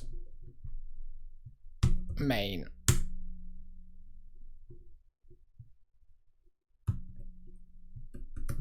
Bin spec bin facts.dll.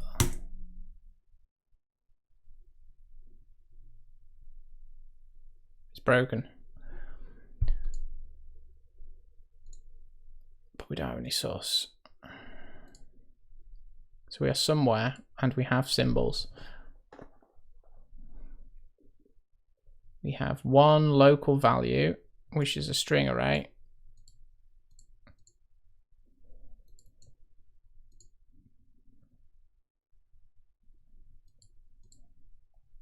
So why do we not get symbols?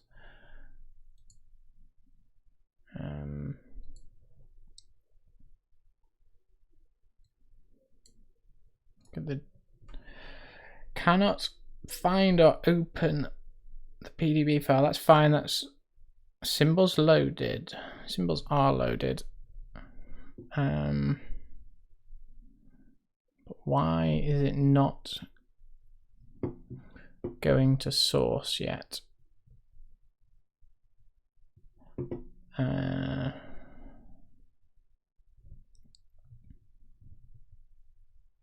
Step. Yeah. That's not worked. So let's see if we can add a breakpoint for something else. So script body would be the obvious first one,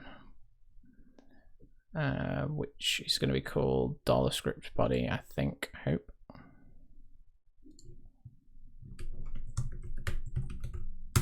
Must be missing some metadata.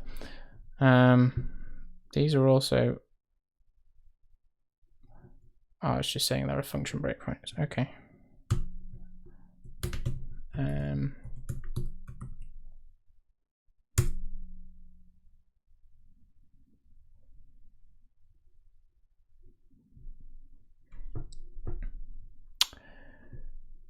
That isn't right. Let's have a look what the ILSpy stuff says. We've got this Lisp program. What do we have in here? $script body. I mean,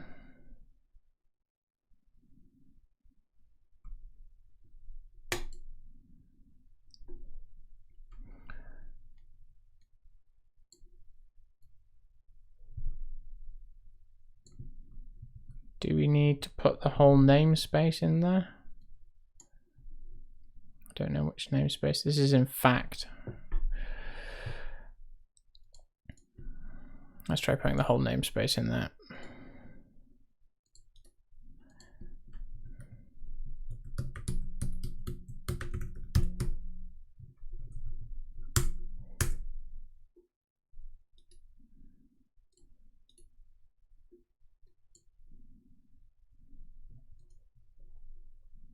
What's it complaining about? Function cannot be found. How about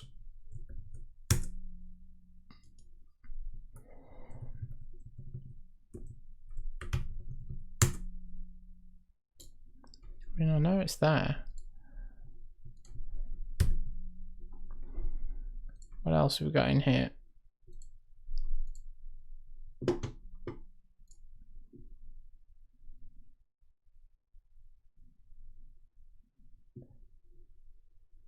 Arithmal. Let's do that.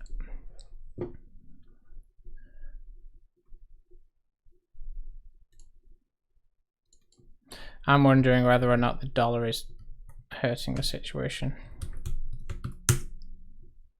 Yes, it is. It's the dollar. Great.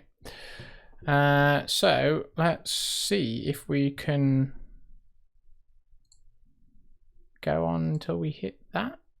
But we're not going to get any interesting symbols and stuff. But still. N. Oh, look at that. We're getting our parameters. We're not getting any local information. And we're not getting any source code. But still.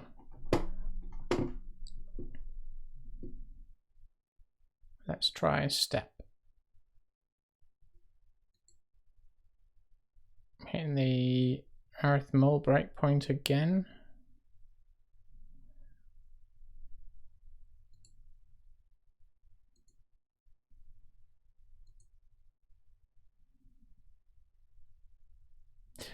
Without any source, it's really difficult to know what you're actually stepping through that.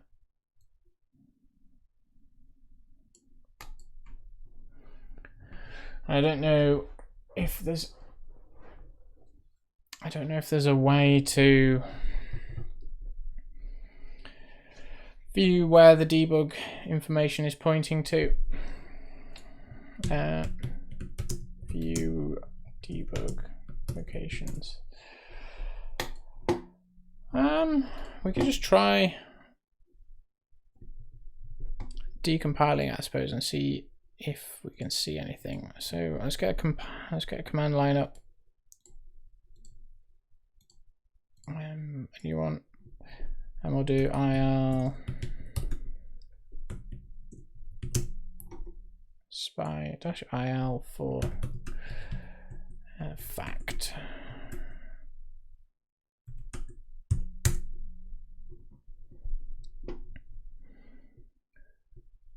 So we've got the script body. Method begins.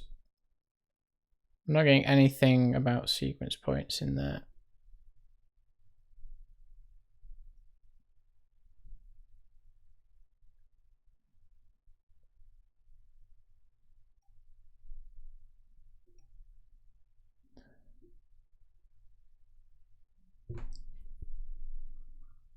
Ooh, I wonder. We put the debugger non-user code attribute on the main method. I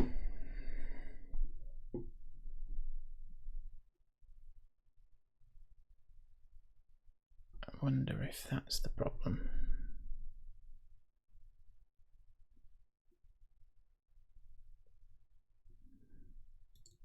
But yeah, that could be the reason why we're not being able to do stop at entry, because the debugger doesn't know about the entry.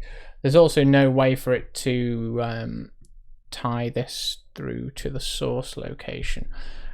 I wonder if it's because it's expecting a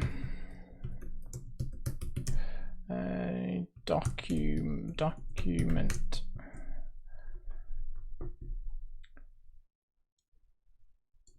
How does the monosessel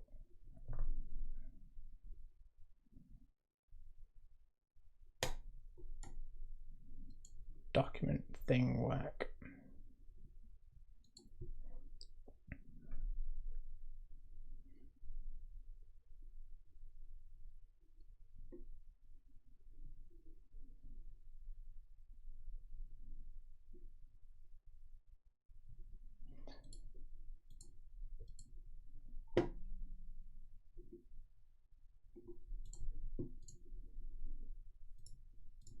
I'm going to claim sequence points is done.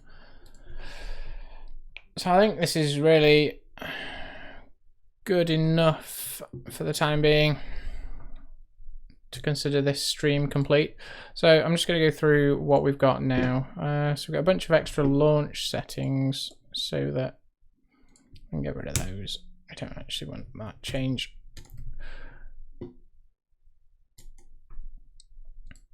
We've got this PDB file. No, I don't think we want that.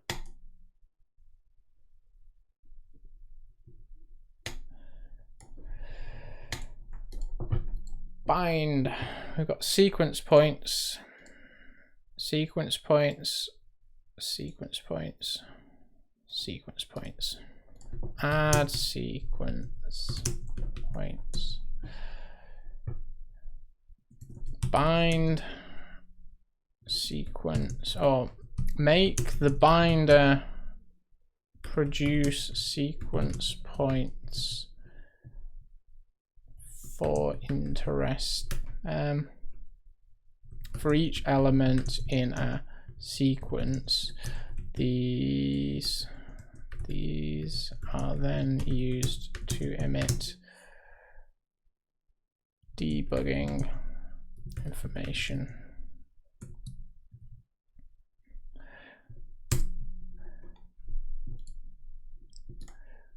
Right, I'm going to count that as done for the time being. Wonder whether or not it's something to do with a document, maybe. It's not a huge amount of excellent documentation, to be honest, for monosessel.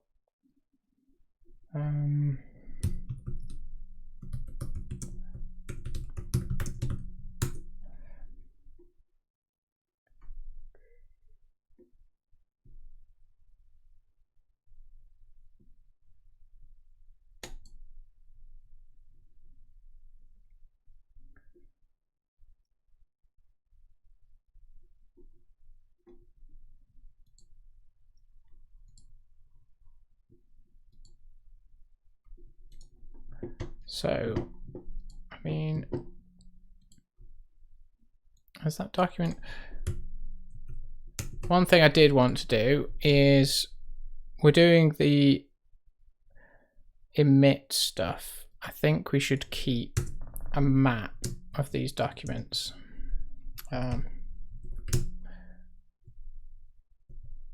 Debug documents. It's going to be map of string to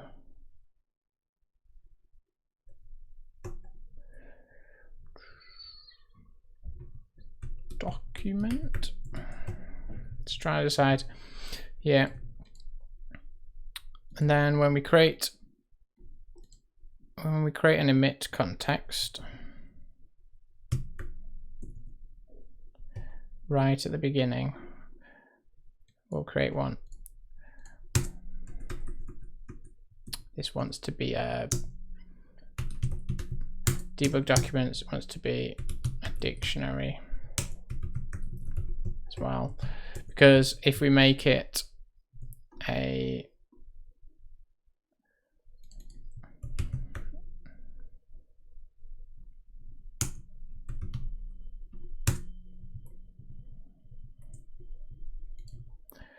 it's gonna be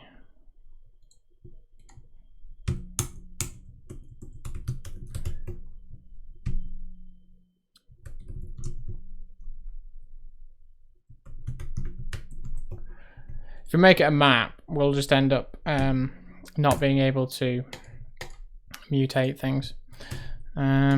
So debug documents, we will create a debug document when we initialize them down here, and then instead of document here, what we'll do is let doc equal context.debug documents dot try get value. We'll give it the stream name, I guess. So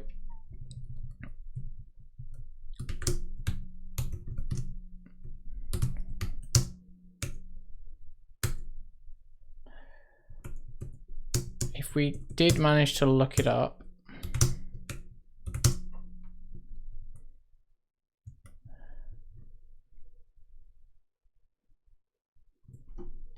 what's doc here? We can do this one level. If not found,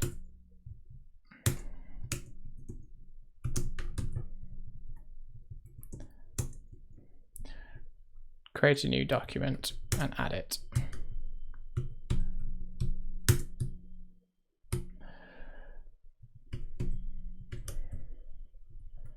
Stream.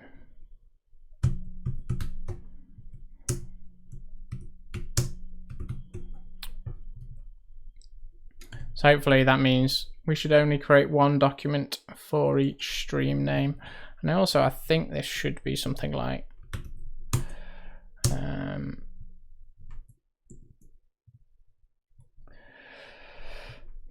file like that.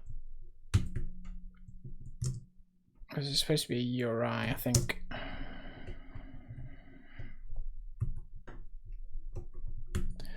Run the tests again.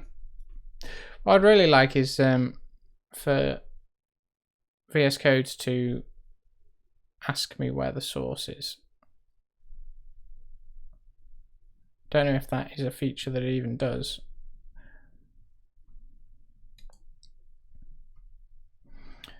.NET test looks good. Spec bin fact.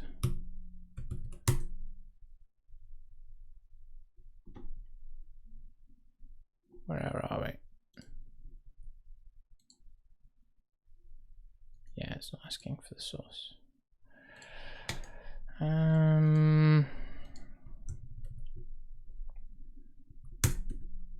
Path dot current.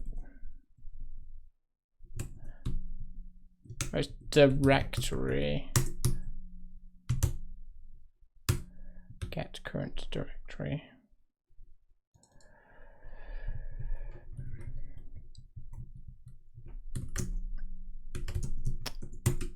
So we'll go path.combine. Current directory and stream name. Use that as a path.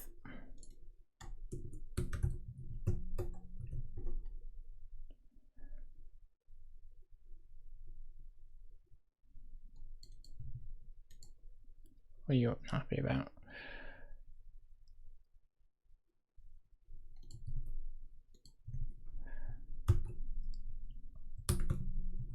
spec bin iter fact. We need to rerun the tests.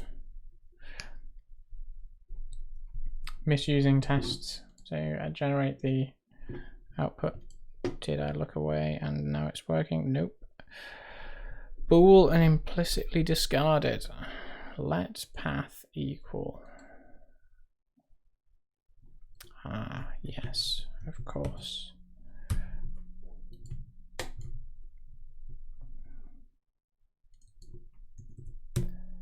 Stream name. What are you upset about?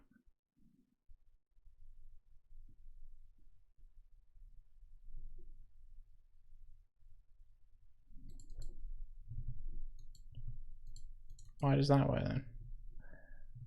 I think you're just confused.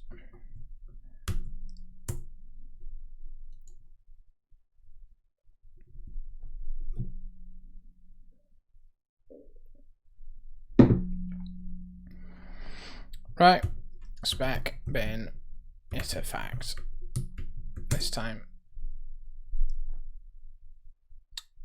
Okay, right.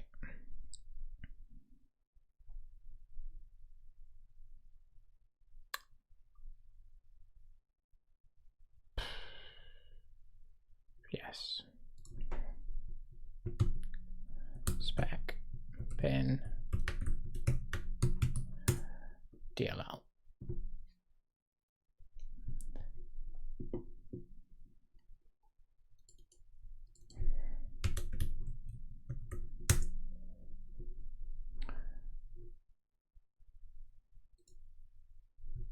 Still not loading any symbols.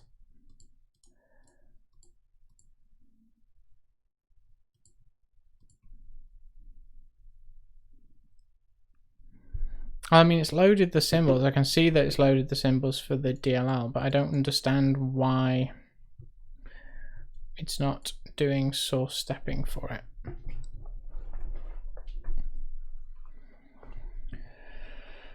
And I don't know how to inspect that PDB information. Let's cache those documents then.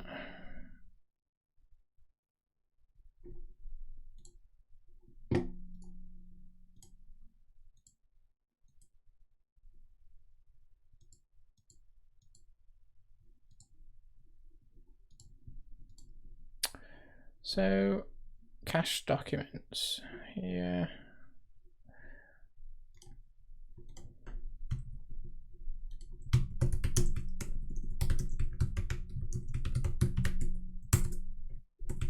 Don't create a new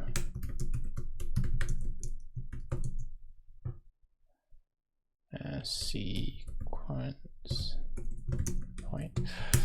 And that's it. That's where I'm going to leave it today. So in this stream, we've gone through and added the configuration flag, so now you can run the compiler in a debug mode or a release mode.